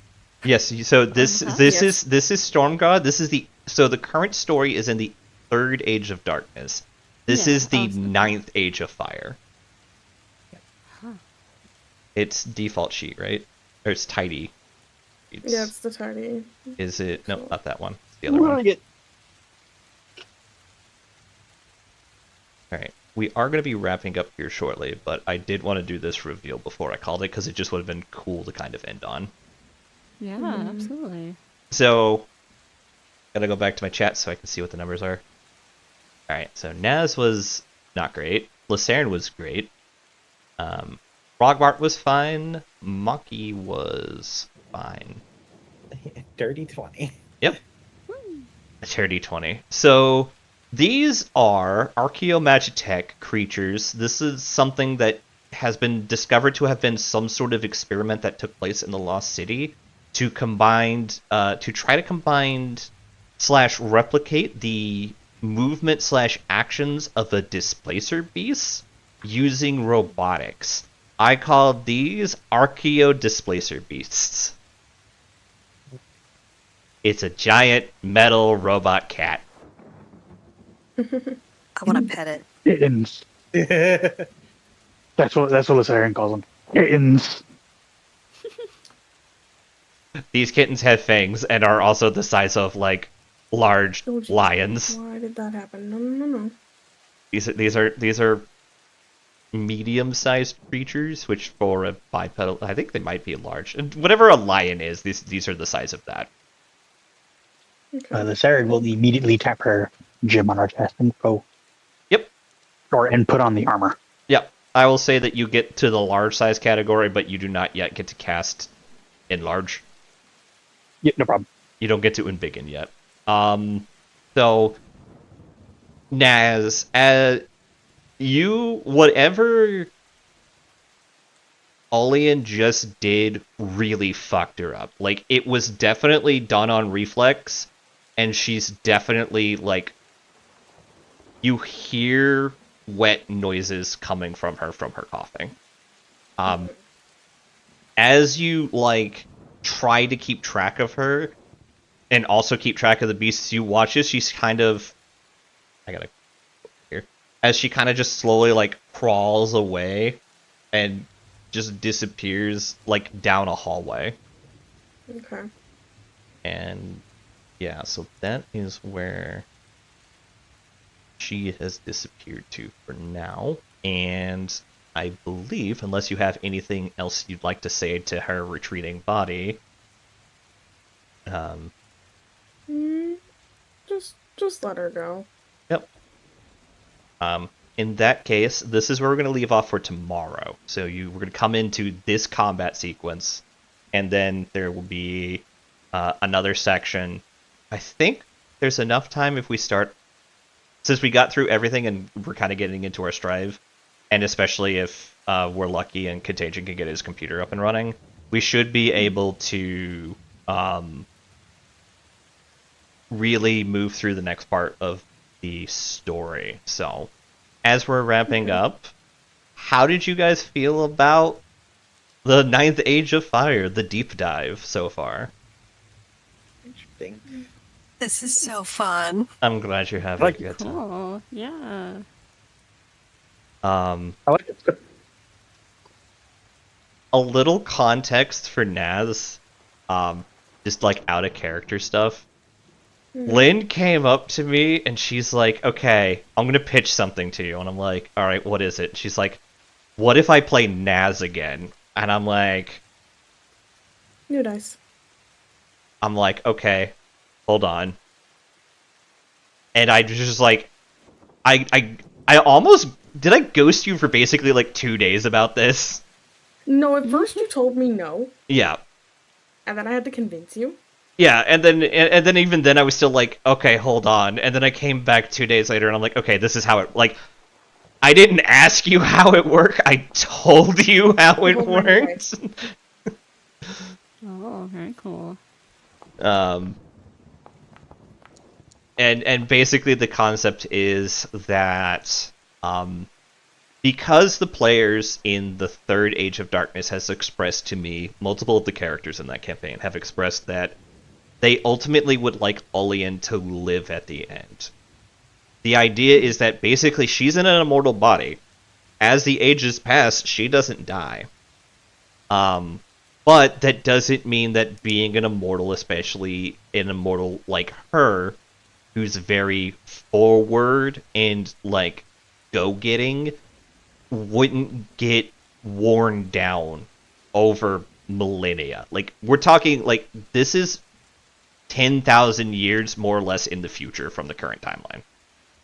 Oh, wow. So, like, Ullien has with the help of many heroes, have saved the world multiple times, ending multiple ages of darkness, each one having to be ended in a different way. And she is more or less, the goddess Faris took notice that Ullien is flagging and is struggling to complete her duty day by day. So, given the option of all those within the realm of the Heavens of Fire to send back to help Ullien, there were 3 options that were available.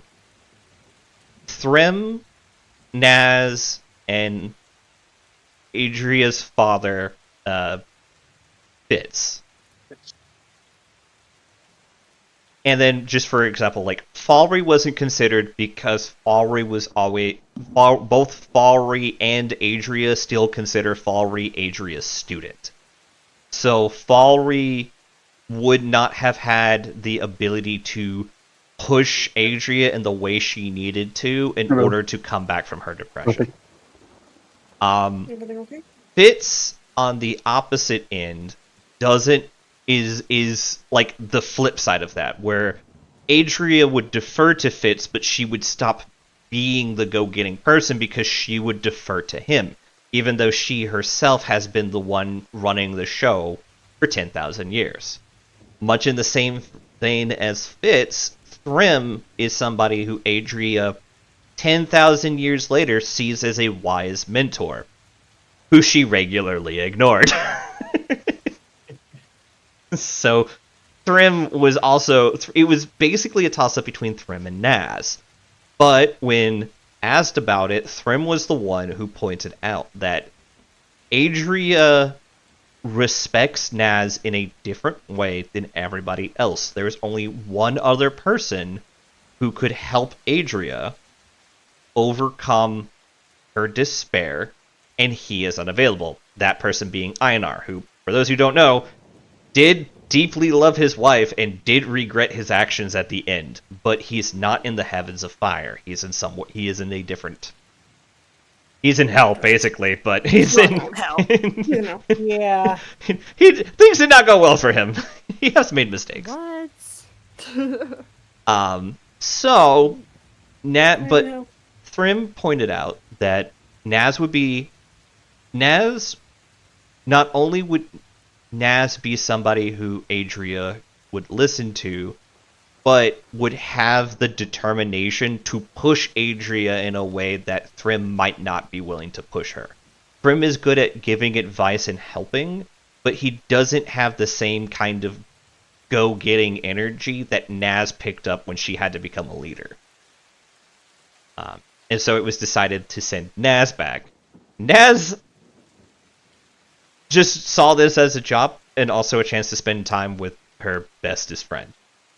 Not that she'd ever admit that. Not that she'd ever Right. admit that ever, but she did see it as getting to spend time with Adria and helping her again. As Naz came back, she came back and saw Adria working on Raven Knight. Raven Knight actually is one of the heroes in the last Age of Darkness. She, alongside her father and several other heroes, sacrificed themselves to bring about the current Age of Fire. Raven Knight doesn't really care about these things happening. They were, as far as I'm aware, Cassidy, this is how we did it. She was just happy to go on the journey with her father and friends. Nope, she's just happy to be here. She has no bigger primary directive than to just be there as a protector. Yeah, and in her sacrifice, the father told Raven Knight that he needs to do her best if she survives to support the lady. Olean, Raven Knight's body is not a typical Warforged body. It's actually powered in the same way a Branded's body is powered. But her flame died during the transition from the Age of Darkness to the Age of Fire. Olean, basically until an Age of Fire happens, has an infinite supply of Varus's flame. When the Age of Fire stops, all of her contracts, bar 2 of them, are sacrificed to give her infinite life, or to give her more life going into the next Age of Fire. It usually amounts to about 100 to 300 years. Olean sacrificed 80% of her remaining fire to turn Raven Knight back on. She is currently dying. Quote unquote dying. Reaching the end of what she can survive in the Age of Fire before needing to go into what we have dubbed the Death Sleep. Yes. This Death Sleep, she basically goes to the realms of fire, while Varus basically regathers her strength to awaken Ollie in the next Age of Darkness. And then for Ollie, the whole song and dance starts again. Naz is sent back as a Revenant, which works differently than how Ollie, who is a Promethean, works. Basically, as long as she eats and sleeps, Naz has an infinite supply of fire. She converts energy into the energy needed to keep her undead body going. Otherwise, she's just a normal person. Sure glad no one had fucking detect undead or whatever that is. Yeah, there was no paladins in this party. Because that would have been, hey Rain, why are you dead? Don't ask questions. Don't ask questions you don't want the answer to. But yeah, that was the story that I was like, this is how we're gonna spin it to have Naz come back. Where did Naz go, by the way? I don't know where Naz went. Oh, Naz disappeared at one point. I'll just drag her back. I don't care. No, I got her back. I got her back. Okay. But yeah, that's just for people who are curious. That is why Naz, like, it's specifically Naz. Now, it was always going to be Naz until I basically, like, a week ago went, hey, you know what would be funny, Len? And she's like, what? I'm like, what if we pretend it's not Naz? The reason Naz isn't usually one to cover up her name, but she's been jumping from organization to organization under pseudonyms to track down Olean. Yeah. More or less about 30 years ago. So, the only reason Naz knows that Olean dipped is because Olian said goodbye to Raven Knight and gave her last directive, which was to go and, well, it was 2 directives. It was to see the stars as often as you can, and it was to watch over the people and see what kind of lives they live, and tell me what happens the next time I wake up. And then she fucking disappears. Oh, she had a third one, which was, if you find me before I rest, let us share a meal together. Oh, very nice. Yeah. So those were Raven Knight's directives, and since Olian's the boss, she followed around. Now, she also ends up following Naz around because Naz and Olian traveled around the world a little bit together before. Olian fucking dipped. Olian dipped. Naz is fully convinced Olian used a contract to sneak away. Olian basically just walked onto a ship while Naz wasn't looking. And just sailed to a different part of the country and just hid from her for the last 30 years. Because she knows what Naz is back for, but she refuses to confront it. They had a whole big fight about it when Naz got up from her grave, like a physical fight. To be fair, her dead friend for the past 10,000 years got up, and she's just like, nope, you're coming back to kill me, I'm putting you back in the ground. Naz wouldn't want to come back and be puppeted, and Naz had to convince her, no. There is a particular One Piece gif I'm thinking of right now, and it's Luffy pushing the zombie back in the grave. That's exactly what I was thinking. It's the Thriller bark thing, yeah. Yes. Like, no, go back. That's exactly what I think. So congratulations, Shadani, the person who was smacking Talia was Naz. Yeah! I'm literally sitting here looking at the one little doodle you made, and I'm like, oh, that's adorable. Naz is being... Also... He'll do it again. God damn it. Also, I want to Yeah, share it's this. kinda I want to share this adorable little screenshot. It looks so cute. Now I'm sad. I did not get the reference for your bot contagion. I'm sorry. Did you get the reference, Cass? No. The homunculus name, Deathbot. I don't remember. No, World Destroyer. World Destroyer. Destroyer. That's Yes, a WoW Paris reference. and Lysarin in WoW made a robot that collects coins, and they called it World Destroyer because my its original gosh. purpose was to destroy the world, and they fucked up and it collects coins. Yeah, I forgot about that. And Octave, are you excited to see Naz And again? that's exactly what this bot does. His entire purpose is to pick up Maki coins. has off no the- idea what the fuck is going on. Talio, I'm even. asking They the could share a players. brain cell together. The players, Kenda and Octave, are you happy to see Naz again? 10,000 years in the future? As if we're not sick of her shit already? I love Naz. I'm okay with her being. Love Yeah, Naz. Octave isn't sick of her shit. Thrym might be, but Trim is definitely getting there. Up in Oh, heaven, like, man. I loved the last bit of Adria didn't listen to me. Naz doesn't listen to me. Why am I even here? You truly are part of the. Oh wait, I gotta find your thing you posted again, because. Old and emotionally unavailable. You are truly that. That's the duo that is Naz and Trim. Old and emotionally unavailable.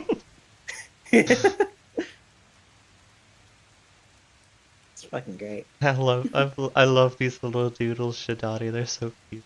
They're so Oh, cute. don't worry. Alright. I got a lot more to send after stream. I didn't want Yep. to interrupt, but All right. Great. So, Okay. any other questions before I call it a night? Towards me or Lusha, or if anyone wants to DM me, I'm gonna be up for a while. I will explain all of the context for this whole situation. Mm-hmm. oh, I'll wait till after tomorrow because I want to like learn this. It's fun to learn as I go, so not. Yeah. Yeah. I like this Yeah. mystery. Yeah, Shadani, there's- I did have to edit your art to change Naz's eye color. Yeah. oh. So the yeah, big- no stress. It's your art. Yeah, Yeah. it's okay. The big Well, thing now with to look at Naz it. is she doesn't have silver eyes anymore. Her eyes are actually gold, like flames. Oh. Yeah, cool. It's the color her eyes turn when she burns her flame. Is it branded, actually? Yeah. Yeah. It is now as if she is always burning.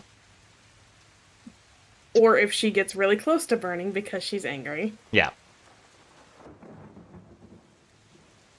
Oh. So since you had to come back, you're not a rogue anymore. Complete class No. change. So Varys basically, okay, I'm gonna tell you that later. We're gonna talk a little bit about the Rain Wanderer class. Okay. Yeah. For that context. Yeah. Okay. Ooh.